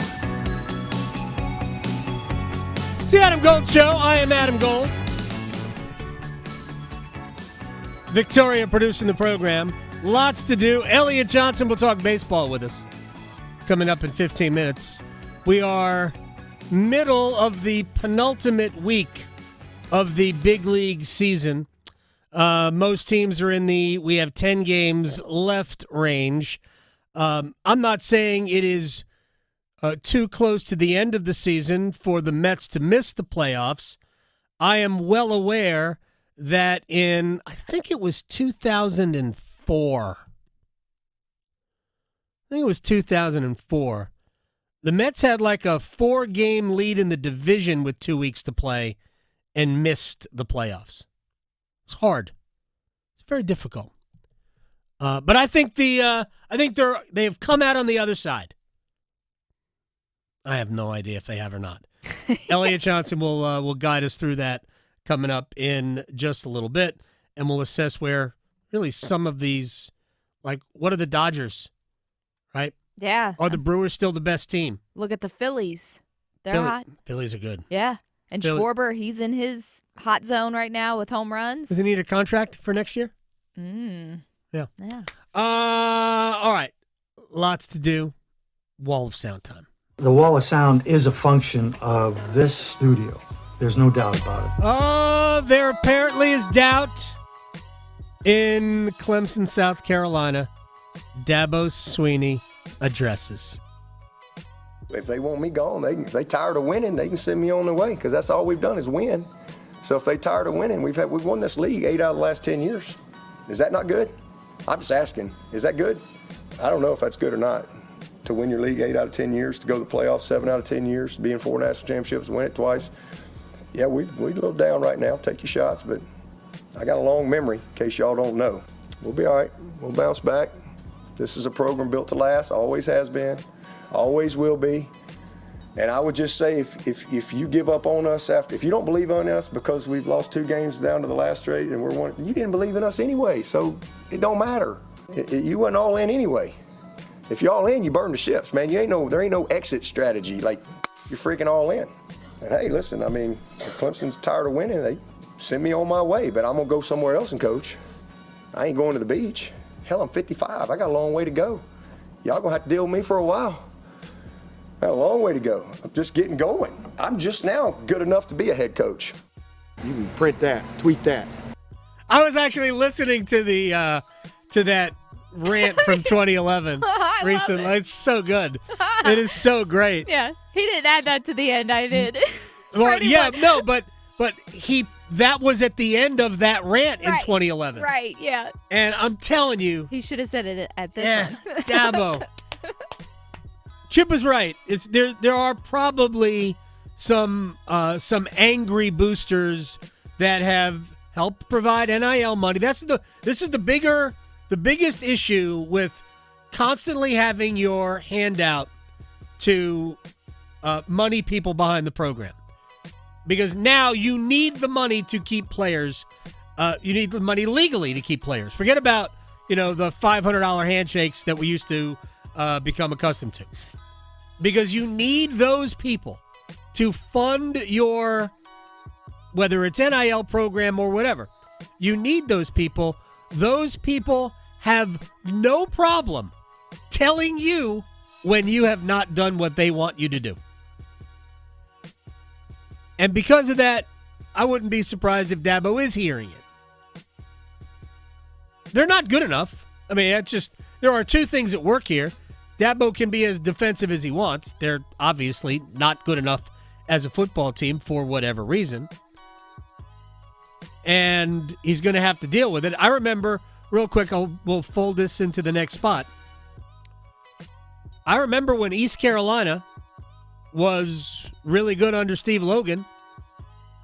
And I actually once asked him, why are you still here? Take this success and go elsewhere. He loved it. Until the winning wasn't the same. There wasn't an NFL quarterback in his huddle. And the fans got restless and he left. It's his last head coaching job. Mm-hmm. Steve Logan should have been a head coach for 2 more decades. That was his last head coaching gig. Love Steve Logan. All right. Remember when Brian Kelly lost his mind the other day? Oh, yeah. Was it Saturday after their win over Florida? Mm-hmm. Well, he ranted about the questioning, and yesterday, apparently on Paul Feinbaum, he took it all back. Yeah, and I guess that's the whole point, Paul. It's a mindset, right? You've just played an emotional game. You're coming in to questions, and the first one that you're dealing with is what's wrong with your offensive line, and so look, I needed to do a better job of handling that question. That's on me. I've got to be better moving forward.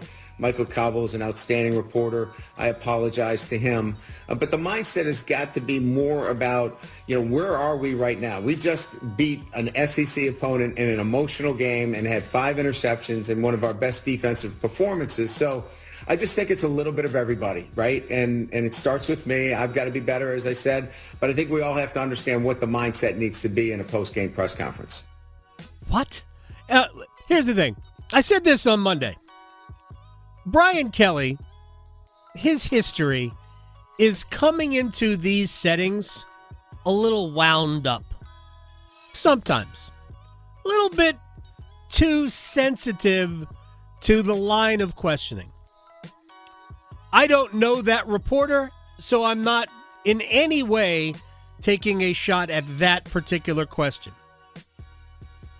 I actually don't think it was that bad, but I understand maybe first shot out of the box, not necessarily complaining.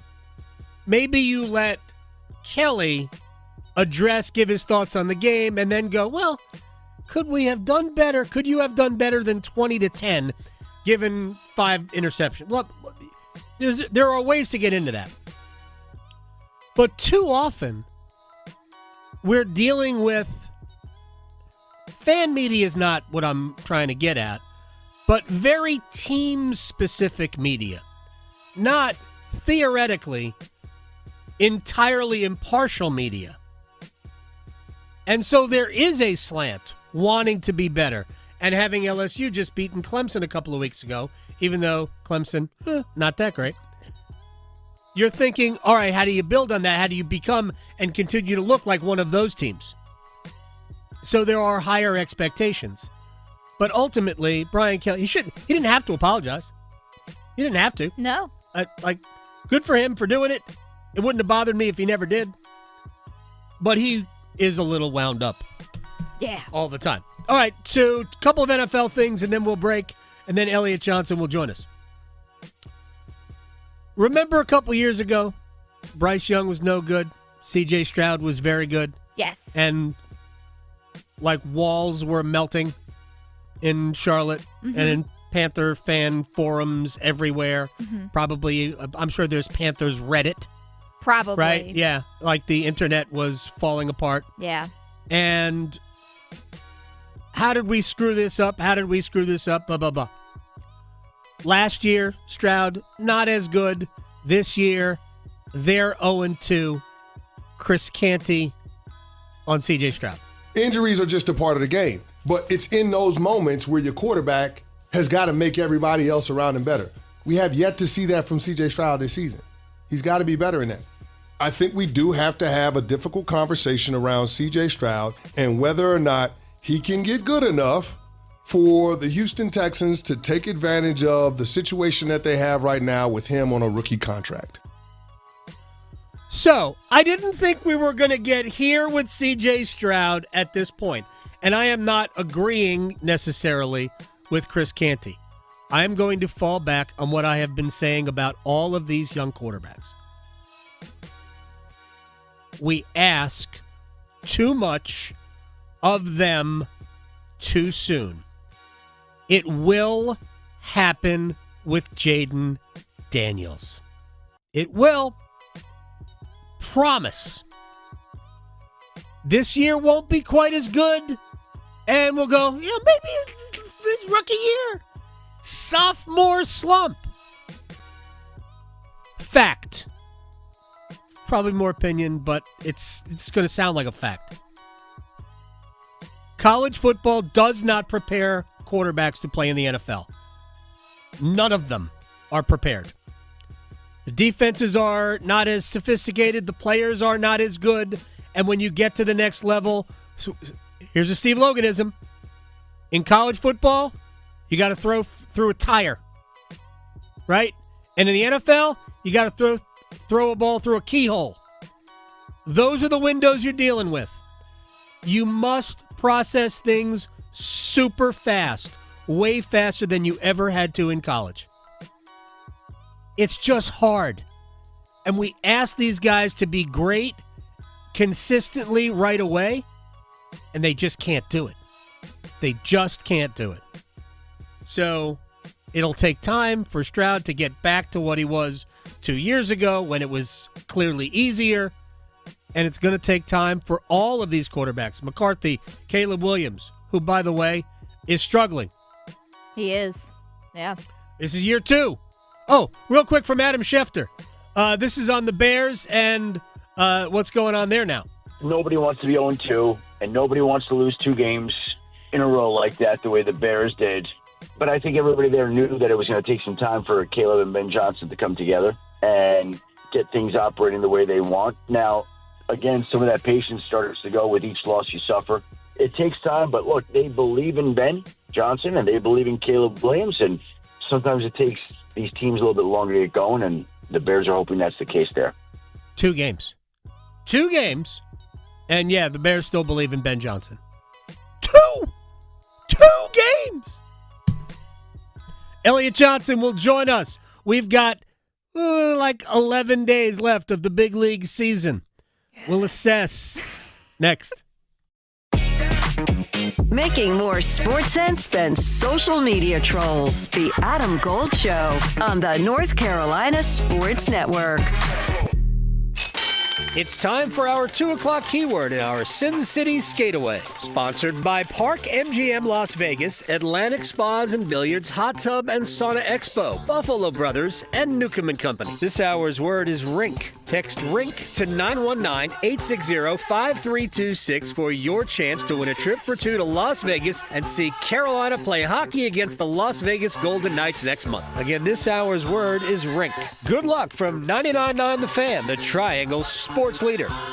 If you are beyond ready for the weekend and in need for some motorcycle therapy, you're in luck because we're halfway there. I'm Victoria Vodenecker here from 99.9 The Fan for Law Tigers, and sometimes Wednesdays are just the toughest days of the week. But maybe you've been thinking about that ride to the beach this weekend or maybe up to the mountains and checking off that to-do list as we get closer. While you're checking off that list, it's always smart to keep in mind what could happen while you're on the road. If you're ever in an accident on your motorcycle, make sure to call Law Tigers first before calling your insurance company. At Law Tigers, they're riders too, so they get it. They know the value of your bike and your gear and the investment that you've made. They know what it's like to go through an accident, and case evaluations are always going to be free, so you're not going to pay a dime until your case is settled. Call 1-800-LAW-TIGERS, North Carolina's motorcycle lawyers. Law Tigers is a network of independent law firms who are members of the American Association of Motorcycle Injury Lawyers. Law Tigers is not a law firm. The rarest finds, the finest brands, the moment you've been waiting for. September 25th through 27th, discover an unmatched collection of pre-owned Rolex and Cartier watches at Bailey's Fine Jewelry in Raleigh's Village District. For 3 days only, shop highly coveted timepieces as well as an expanded selection of luxury pre-owned handbags from the designers you love. Visit Bailey's Fine Jewelry September 25th through 27th for iconic watches and coveted handbags. Visit BaileyBox.com for details. Football season is back, and let's be honest, your living room doesn't have award-winning wings, a massive beer selection, and over 50 TVs. Carolina Ale House does. We've got homemade favorites and so many screens you can watch every game at once. Bring your crew, bring your appetite, and get loud with us. Don't fumble your game day plans. Come watch the game at Carolina Ale House, where great sports deserves great food. Hell yeah! Struggling with high interest debt? You can pay it all off in days with Loan Pronto's Rapid Equity Loan. Hey, it's Dennis Cox. Get cash out now without touching your low-rate first mortgage. No appraisals, no waiting, no BS. The Rapid Equity Loan program at Loan Pronto is amazing. One Loan Pronto client just got $300,000 approved in under 24 hours. They paid off debt, renovated their kitchen, and cut their monthly expenses by $1,800. That's a huge turnaround. Loan Pronto, instant approvals, low rates, no hard credit pull up front. Listen, your home equity is yours. Use it. Get cash to consolidate your debt down to one easy low monthly payment. Call Loan Pronto now for a free instant appraisal for your home and see how much cash you can get today. Loan Pronto is A+ rated by the BBB and have nearly 2,500 5-star Google reviews. Their service is off the charts. Call now to start the conversation. 919-381-1760, loanpronto.com. 919-381-1760. Get debt relief now. Loanpronto.com. Equal housing lender. NMLS 166171 on approved credit. NMLSconsumeraccess.org. When you're hiring, have you ever felt like you're missing out on meeting great candidates? Well, they're not hard to find when you go to ZipRecruiter. ZipRecruiter helps 10 million people with their job search every day. People who are actively looking for jobs like yours. So it's easy to find the right person fast. 4 out of 5 employers who post on ZipRecruiter get a quality candidate within the first day. Try ZipRecruiter for free at ZipRecruiter.com/free. That's ZipRecruiter.com/free. One Adam. Gold. One Adam. Gold. Is he married to a person or just himself? Because I feel like that's very Aaron Rodgery of him to have the twist in there. It's a very good question. Oh, I don't know. We still don't know if it's a person. Would he get down on one knee to ask himself over an ayahuasca? Yes. The Adam Gold Show.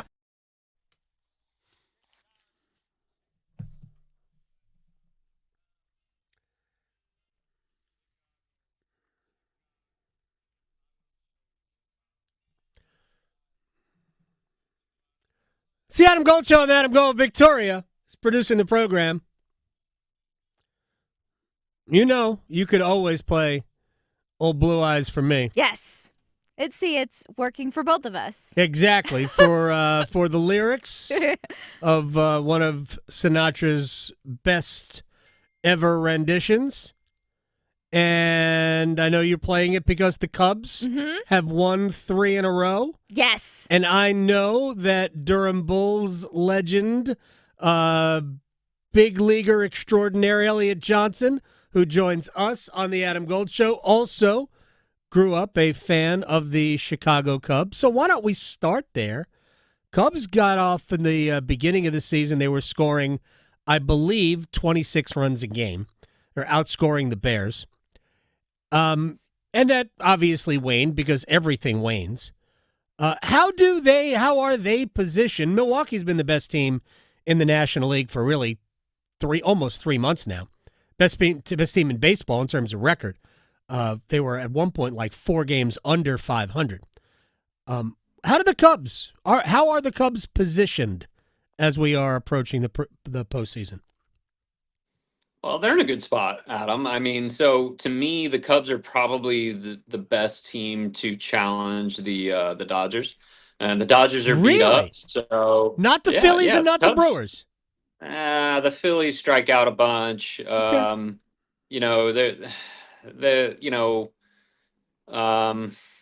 Nola's not the same guy. Wheeler's hurt. They don't have enough. They don't, Adam. The Mets don't feel like a postseason team, even though they'll probably limp in.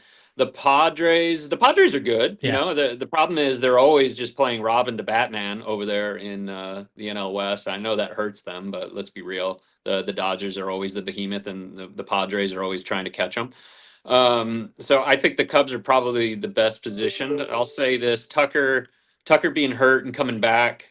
He was playing MVP baseball, got hurt. They need him back in a big way. PCA was playing really, really well, MVP type, and then he's really cooled down. He probably just needs to get back to doing it, keeping things simple. So, I mean, they've got star power there. I think the Cubs are positioned probably, if it's not the Dodgers, it'll probably be the Cubs that get to the series this year out of the NL. Elliot Johnson is joining us here on the Adam Gold Show. I had actually forgotten about Pete Crow Armstrong and what he was at the beginning of the season. It's such a long year. How do guys, especially when they hadn't done that before, how do you maintain it? How do you, as a player, not succumb to that was fun while it lasted? So when you're in it, I mean, it's like magic, Adam. You don't even really have to think about baseball because it's automatic. When you struggle, there's nothing else you can think about. It's the only thing you can think about. And most of my career was filled with struggle, so you can imagine what I was thinking about all the time. You just didn't face Max Scherzer enough. Yeah, right.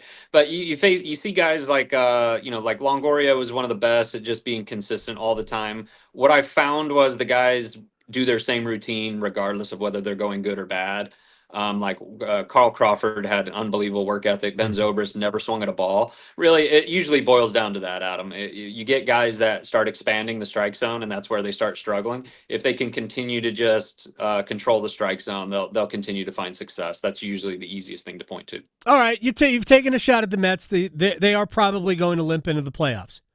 Yeah. But here's where, when I look at them, I have not been super discouraged even throughout this time where they went from 21 games over 500 late June, best record in baseball, to, until this 2-game winning streak, 3 games over 500. There were only like 2 teams in the big leagues worse than them over the last 2 months, and they were the White Sox and the Rockies. The only 2 teams worse than them, like in the last 2 months. but they've got Soto, they've got Alonso, they've got Lindor, they've got other guys who can hit. The rookies give them the best chance to start. I think that there's something there. They get it looks like they're going to get the Dodgers in the first round of the playoffs because the Dodgers are going to be the 3 seed, I think, and the Mets are going to be the 6. Any chance at all? Well, sure, there's a chance. I mean, the Dodgers are beat up. So, I think one of the interesting things, I think back to the '08 Rays team, Adam. Yeah. I got to play some for that squad. And the biggest contributors that year were Evan Longoria, Rookie of the Year, David Price. Okay. Right.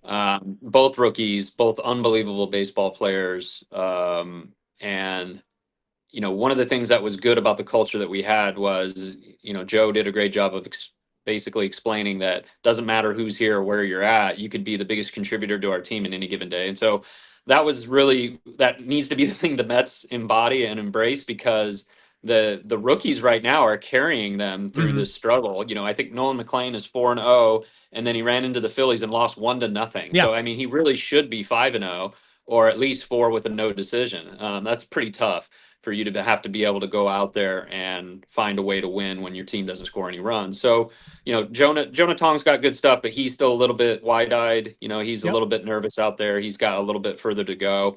So really they're trying to piece together their pitching more than anything else, but they've got star power. If they can get it right at the right time, they'll be fine. So like you take a team like the Mariners that have won their last 10. I mean, that's a bottle of magic that you can potentially bottle up and be able to ride into the playoffs all the way to the World Series too, potentially. And they are leading their division right now. Cal Raleigh now has 56 home runs this year. He had 2 last night. How do you sum up? I mean, this is not the first year he's been good. How do you sum up what we have seen from him? I think he's just gotten to the point where he knows that he can be more aggressive, and he's taking his shots and getting paid. I mean, he's going up there trying to hit home runs, Adam. Don't make any bones about it. Right. He's doing exactly what you saw in the home run derby, just during a game scenario where he's like, look, I don't have to respect this guy. He's going to come to me and make a mistake, and I'm going to make him pay. And it's right side, left side, doesn't matter. Obviously, the majority of his ABs are always going to be on the left side, but he's been healthy all year. And anytime you can put yourself in the same category as Mickey Mantle is unbelievable, Adam. I was a switch hitter too. And so being able to say, look, I did something that Mickey Mantle did or better, that's ridiculous. Chipper Jones, Eddie Murray. There's so few guys that are in that unbelievable category that did it from both sides of the plate, because it's a completely different swing from either side of the plate, and it's a different skill set. And he's been able to max out both sides of the dish. Really impressive. Funny thing, I'm thinking about great switch hitters. I think Rose is probably the only switch hitter that had basically the same swing from both sides of the plate. And yeah, but Mickey Mantle's. Well, Mickey Mantle's quote on Pete was, "Look, all due respect to Pete." He's like, if I wanted to hit like Pete, I'd go to the dish in a dress. Wow. Well, I mean, but that's what Pete was trying to do, right? He wasn't trying to drive the ball. He was just trying to hit the ball like hard, probably back through the middle. Yeah, sure. And, but he also made the most outs in history too, Adam. So we got to take the good with the bad. Oh, I'm not. I'm not trying to take shots at the hit king, but, I like, for the sake of what we're trying to do here in today's game, Adam, today's game, not Pete's era. Like, the only thing you can influence is the how the ball comes off the bat. And so the way to assure success is by hitting it over everybody's head. And that's what Cal's doing in today's game, which is infinitely more important or impressive than any other time in the game's history, because there's more velocity today than ever before. All right. So, look, I'm not in any way against taking a shot at Pete Rose. As a kid who grew up at Shea Stadium watching the Mets, I'll never forget Rose versus Buddy Harrelson. People can look it up. I was at that game in 1973 in the playoffs. How do you look at the Wade Boggs of the world, Tony Gwynns, who could have hit more home runs, but were just about Rod Carews? How do you look at like players like I'm absolutely fascinated by that. So I would say Luis Arias is probably the modern day Rod Carew, just unbelievable hand-eye coordination. Right. incredible ability to put the bat on the ball. But just so you know, in those circles, of course, like they get paid a lot of money to get on base and to put the ball in play. But they will, in those social circles, as soon as you stop hitting, basically they're going to tell you. I'll give you some slang here, Adam, for you and your viewers.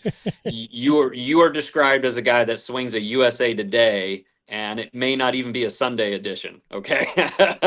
Wow. So you got to go up there and have the ability to drive the baseball. There's only so much slap and run that you can do in today's game, because shortstops, third basemen today have such good arms, and they're usually standing already. Like, you watch Reyes come to the dish now, and it's pretty impressive what he's able to do, because the left fielder is squeezing that left field line. He's basically already standing there. They're basically begging him to try to pull the baseball, and he's still finding a way to be successful. It's pretty impressive, but the boys are going to smash on you pretty hard if you can't drive the ball with authority. It's different. Like, Ichiro's a different animal, because he could hit it out of the ballpark anytime he wanted. So that's a completely different guy than somebody that just goes up there and slaps it and runs to first. Like that guy in today's game just usually isn't going to make it on into the big leagues. By the way, I'm always here for Mickey Mantle slamming Pete Rose. That'd be fine with me. Elliot Johnson is joining us here on the Adam Gold Show. We haven't talked at all really about the American League, a part of Cal Raleigh hitting bomb after bomb after bomb.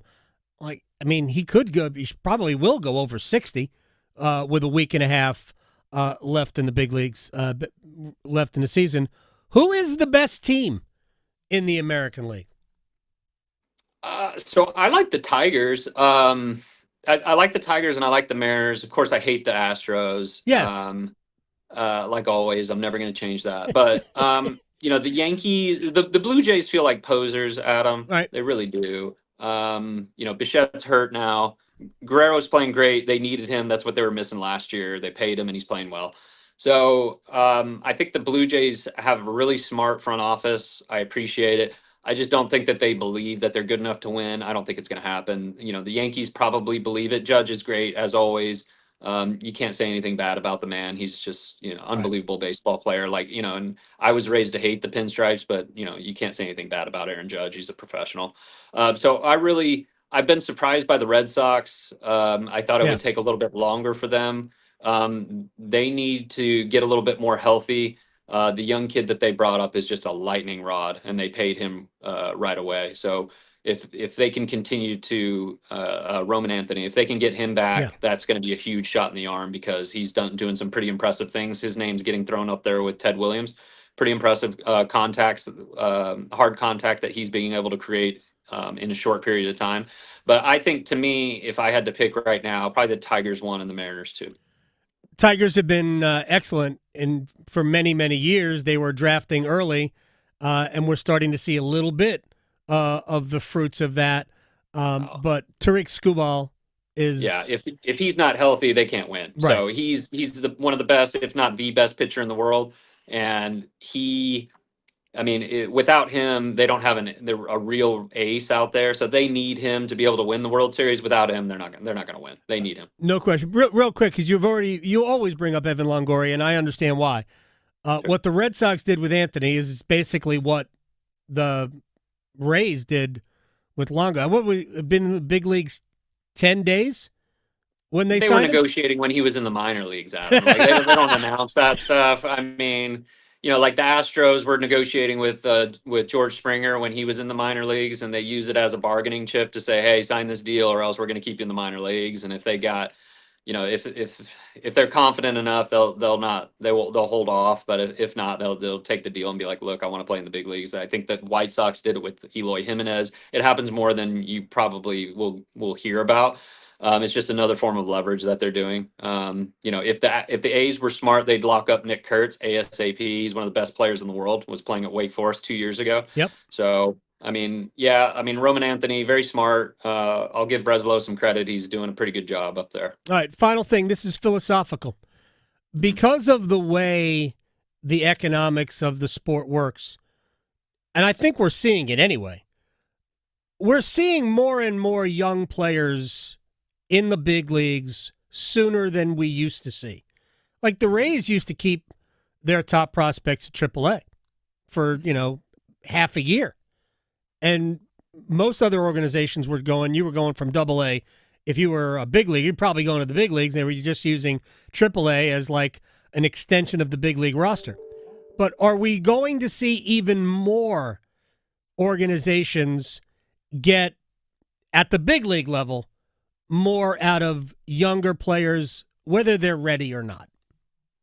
Yeah, I see the trend continuing, Adam. I mean, it's more than likely that there's going to be a work stoppage with this next CBA. So a lot of guys are getting the guaranteed money up front. That's part of it. Mm-hmm. The other part of it is that, if you're a ball player and a team is going to float you $100 million, it's hard to say no to that. Look at Ronald Acuna. Yeah. The difficult thing for most folks to understand is Ronald Acuna probably worth $400 or $500 million. And he ended up signing that $100 million. It's like, look, $100 million is $100 million. I understand. I get it. It's just, it's market values. So Yeah. I don't want to talk about that too much more, but I think you're likely to see the front offices know what they have. They have a pretty good sense that these guys are good. They have a pretty good sense of risk from an injury standpoint, and they're willing to give guys a lot more peace of mind so that they can just go play. Think Roman Anthony, same thing. Mhm. Look what Vlad Guerrero's doing with his contract in hand. He's playing with a lot of peace of mind because you're not pressing. And then you can contrast that with Tucker in Chicago. So he went into the season going like, look, I'll go to free agency and make all this money. He gets injured, starts panicking, trying to play through it, and his performance suffers. And he's probably cost himself tens of millions of dollars, if not more.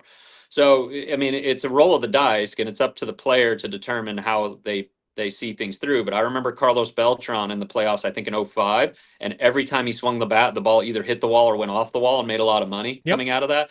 And what have you done for me lately is the quickest way to really add helium to your free agent year. So if they want to take all that risk off the table and just, go play, then they sign it. And most guys will fall into that category. But there are the Juan Sotos of the world that are willing to bet on themselves and get $700 million. So it really just depends on what you're looking for. And Soto, after a slow start, really had an amazing year. Final thing, I'm just going to disagree. I actually don't think there will be a work stoppage because I think it's going to come too soon after expansion. Or not after expansion, after the TV deal. I hope you're right. No, So, don't get me wrong. I hope you're right, Adam. I think the next one will, but I don't believe we're going to have a work stoppage. It'd be nice to bring MLB to Raleigh. I'm in on that plan. All right. We'll have that discussion again. Elliot Johnson, my friend, I appreciate your time as always. Playoffs are, 11 days away. Pleasure as always, Adam. Thank you. Man. Elliot Johnson here on the Adam Gold Show. We got to rewind, but because I'm not going to be here tomorrow, you need to hear the selection, the survivor pool selection of the day, of the week, of week 3 of the NFL. The whole bag selection comes next. Talking sports, dropping truth. The Adam Gold Show on the North Carolina Sports Network. Turning 65 soon, navigating Medicare can be overwhelming and confusing, but you're not alone. The NC Department of Insurance SHIP program can help. SHIP counselors can help you understand Medicare benefits to make your best choices. Visit ncship.com or call toll-free at 855-408-1212. SHIP provides free, unbiased help in all 100 counties. Project supported by grants from the Administration for Community Living. Contents do not necessarily represent official views of, nor an endorsement by ACL, HHS, or the U.S. government. Hey, it's Adam Gold from my friends at FanDuel, America's #1 sports book, getting you ready for more European football. What? I thought we only talked American football here. Nope, we also do European football, Day 2 Champions League, and we have some tasty matchups. Bayern welcoming Chelsea into Munich. How about that? In Bavaria, Liverpool, the best team in the English Premier League, home to Atleti. Very nice. New customers, bet $5, win that bet, get $300 in bonus bets. If you win, pick a bet, win it, and then cash in with their money. FanDuel.com/AGS. FanDuel.com/AGS. Download the FanDuel app today. 21 and over and present in North Carolina. First online real money wager only. $5 first deposit required. Bonuses issued as non-withdrawable bonus bets, which expire 7 days after receipt. Restrictions apply. See terms at sportsbook.fanduel.com. Gambling problem? Call 877-718-5543 or visit morethanagame.nc.gov. North Carolina ranks second in the nation in potential agricultural land lost by the year 2040. The NC Forever Farms program supports the preservation of family farms through permanent agricultural conservation easements. and has received a record number of applications for 3 straight years. Landowners interested in preserving their working farm through the Farmland Preservation Division of the North Carolina Department of Agriculture and Consumer Services can learn more by visiting ncadfp.org. You've only got so many weekends. Spend one doing something nobody saw coming. Is it a party, a festival, a race? It's all of that, and all at once. Concerts, tailgating, unbelievable action, 100 reasons to say this is actually awesome. It's fast, it's wild. It's the cutoff race in NASCAR's playoffs, the Wild Card Weekend. The Bank of America Roval 400, Sunday, October 5th. Get tickets at charlottemotorspeedway.com. Voted best zoo in the nation, North Carolina Zoo and Botanical Gardens is centrally located in the heart of North Carolina. Bring your family to Asheboro for an affordable day trip or weekend excursion to connect with nature and make cherished memories. Discover towering giraffes, pouncing sandcats, and diving seabirds at the world's largest natural habitat zoo. Roam with rhinos on Zoofari or flutter by the exotic butterfly garden during your next visit. Explore more possibilities at nczoo.org. For North Carolina high school seniors, the countdown to college is on. And at CFNC, we've got all the resources and information needed to get you on campus next year. Take College Application Week, for example. Did you know you can apply for free at many North Carolina colleges from October 20th through October 26th? Sure can. Don't miss the opportunity to save some money applying to college. And for more help, visit cfnc.org/C2C. The North Carolina Department of Health and Human Services is looking for people age 21 or older to volunteer in long-term care facilities. Community Advisory Committee volunteers help residents and their families advocate for the needs of individuals living in long-term care facilities, such as nursing homes, assisted living facilities, and family care homes. Volunteers must complete orientation and training to become designated and certified representatives of the Long-Term Care Ombudsman Program. Visit ncdhhs.gov/contact-NC to find your county's ombudsman. This is Adam Gold. Steve Bettman take all that time to walk out, then to see the pick bro hug no less than 20 guys on his way up there. And then this draft house, they just moved this wall like the Price is Right. I don't know. It's a showcase showdown back there. I know. That would be great. So we should spin a wheel, yeah, right? Exactly. The Adam Gold Show.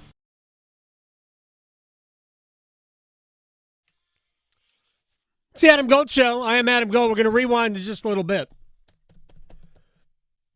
Thanks to Elliot Johnson. Your Cubs are leading in Pittsburgh 5-4 in the 6th, Victoria. I will not get too excited. All right. No. Because until it's over, you never know. Totally understand. We're going to give you your Survivor Pool selection in a minute. First, tomorrow, Paul will be hosting the show. We're going to be out at the beginning of Hurricanes training camp. So I will be joining the show in some way, shape, or form at some point. But Paul will be doing the show tomorrow. Interesting little blurb online last night. Just to take you back a few days, Kirill Kaprizov, super offensive weapon for the Minnesota Wild. 3 times a 40-goal scorer in the NHL in his 5-year NHL career. He apparently turned down, this is reported from Elliot Friedman on Sportsnet, or from Sportsnet, reportedly turned down an 8-year deal with $16 million annually in a contract. It's like $128 million or whatever it is over 8 years. Turned it down.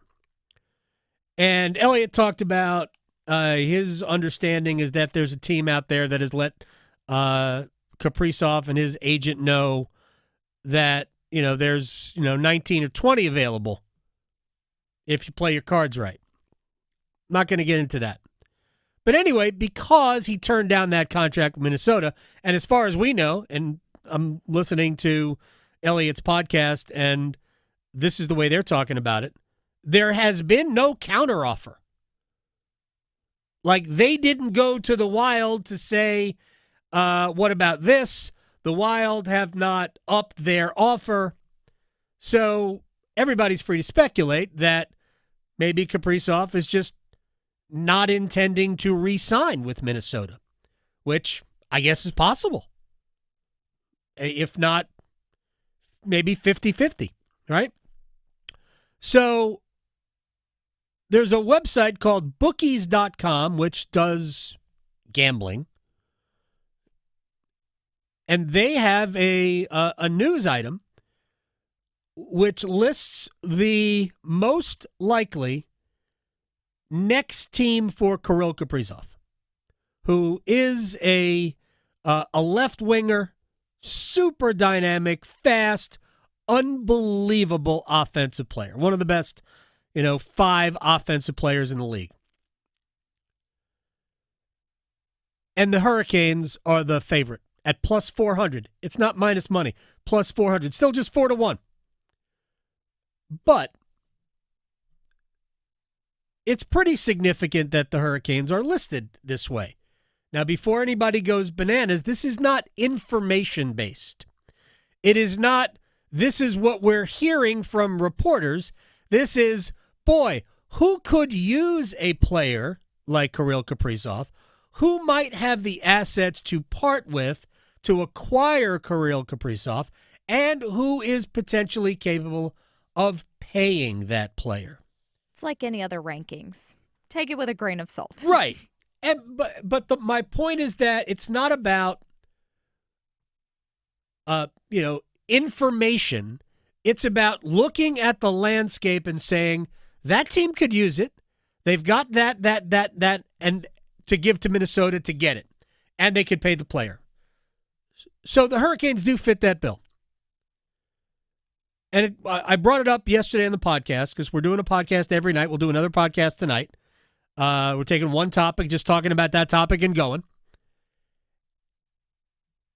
And when I look at the Hurricanes, it's not about opportunity cost, not about the cost of acquisition for me.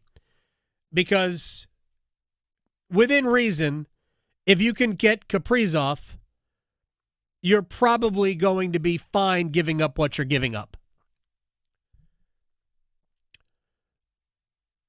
But I don't see the Hurricanes, adding a winger, even one as good as Kaprizov. I see them adding a center, but Kaprizov is not a center. So I don't see them adding that. And in a larger sense, unless it's somebody that they generate on their own, I don't see them paying a player in that neighborhood of a salary if Kaprizov is a $16 or an $18 million a year player. That's the other element that I don't see. Now, if they generate their own, let's just say, for instance, one of these Russian players becomes amazing. Apparently, Ryabkin, the center, has looked good in the prospect camp. I haven't yet seen whether or not the Hurricanes, if the Hurricanes have their training camp roster. That's got to be coming out pretty soon. But if one of these players who happens to be a center blows up and he becomes like top 5 player in the league, then I see the Hurricanes forking over a lot of money for a player like that. I'm talking about that kind of money. If you're a center, I can see you doing it. I'm not suggesting that the Hurricanes would be interested in a player like this, but Jack Eichel is entering the last year of his contract. Could I see the Hurricanes paying a Jack Eichel type $14, $15 million a year? Yes, I can. Austin Matthews, same. Yes, I can. Those guys, $16 million a year. Yes, because of the position. I do not see a wing making that here. I just don't. With all that said, it's a lot of fun to just kick around and have a good time with, but I do think it is, in many respects, unrealistic. Although I will offer this one little bit before I move on. The last couple of years, the Hurricanes have surprised me with things that they have done. And I'm not saying it in a bad way. They have surprised me. So maybe that run continues, and I will be surprised by something that the Hurricanes do. That was fun. I cannot wait to be out tomorrow. Yes. And again, tonight, the Canes Corner podcast will address who could be this year's Jackson Blake. And what I mean by that is somebody to emerge in training camp that makes the coaching staff go, we might have to play this player. Who might that be? Chances are it's nobody, because that doesn't happen every year anyway. But who might that be? And we'll deal with that tonight. YouTube, 10 o'clock. See you there. Shall we rewind? Oh, wait. I was going to say, I Can't know. forget. You can't forget that. It's why are you laughing? It's a survivor pool. I know. Because I'm not here tomorrow. Yeah.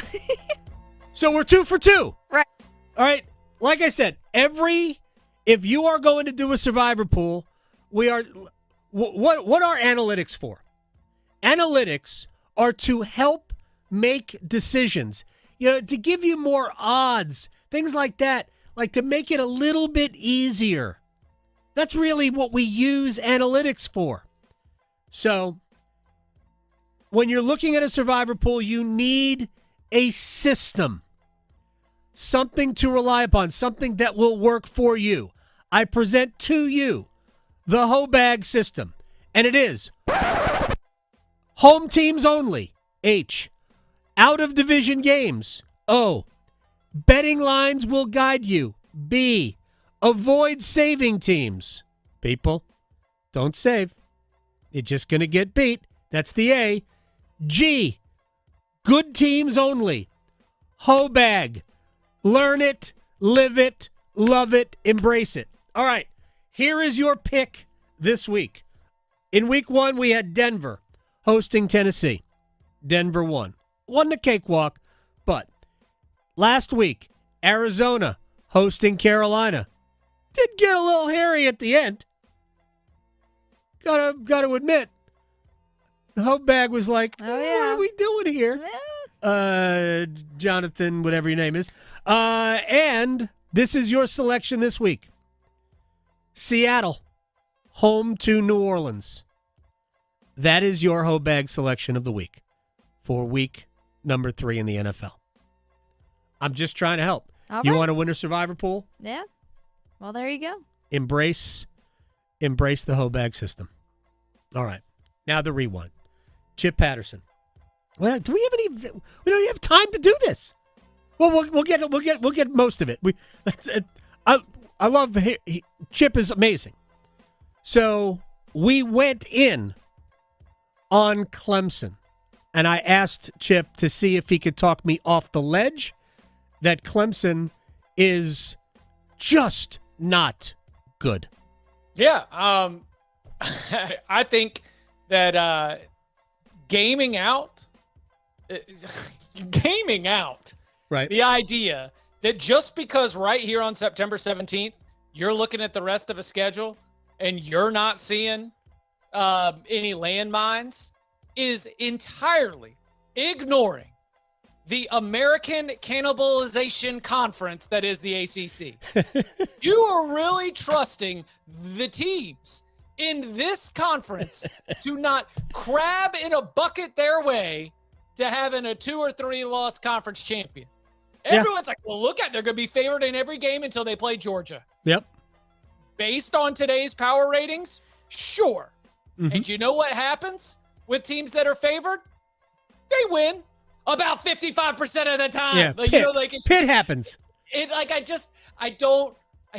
There's nothing that leads me to believe that just because of the way a schedule looks and the way a team's record is set up on September 17th, that we can game this all the way out to Georgia Tech or Cal or SMU or pick your flavor are going to end up being there as a certain team. Because, back to your Clemson point,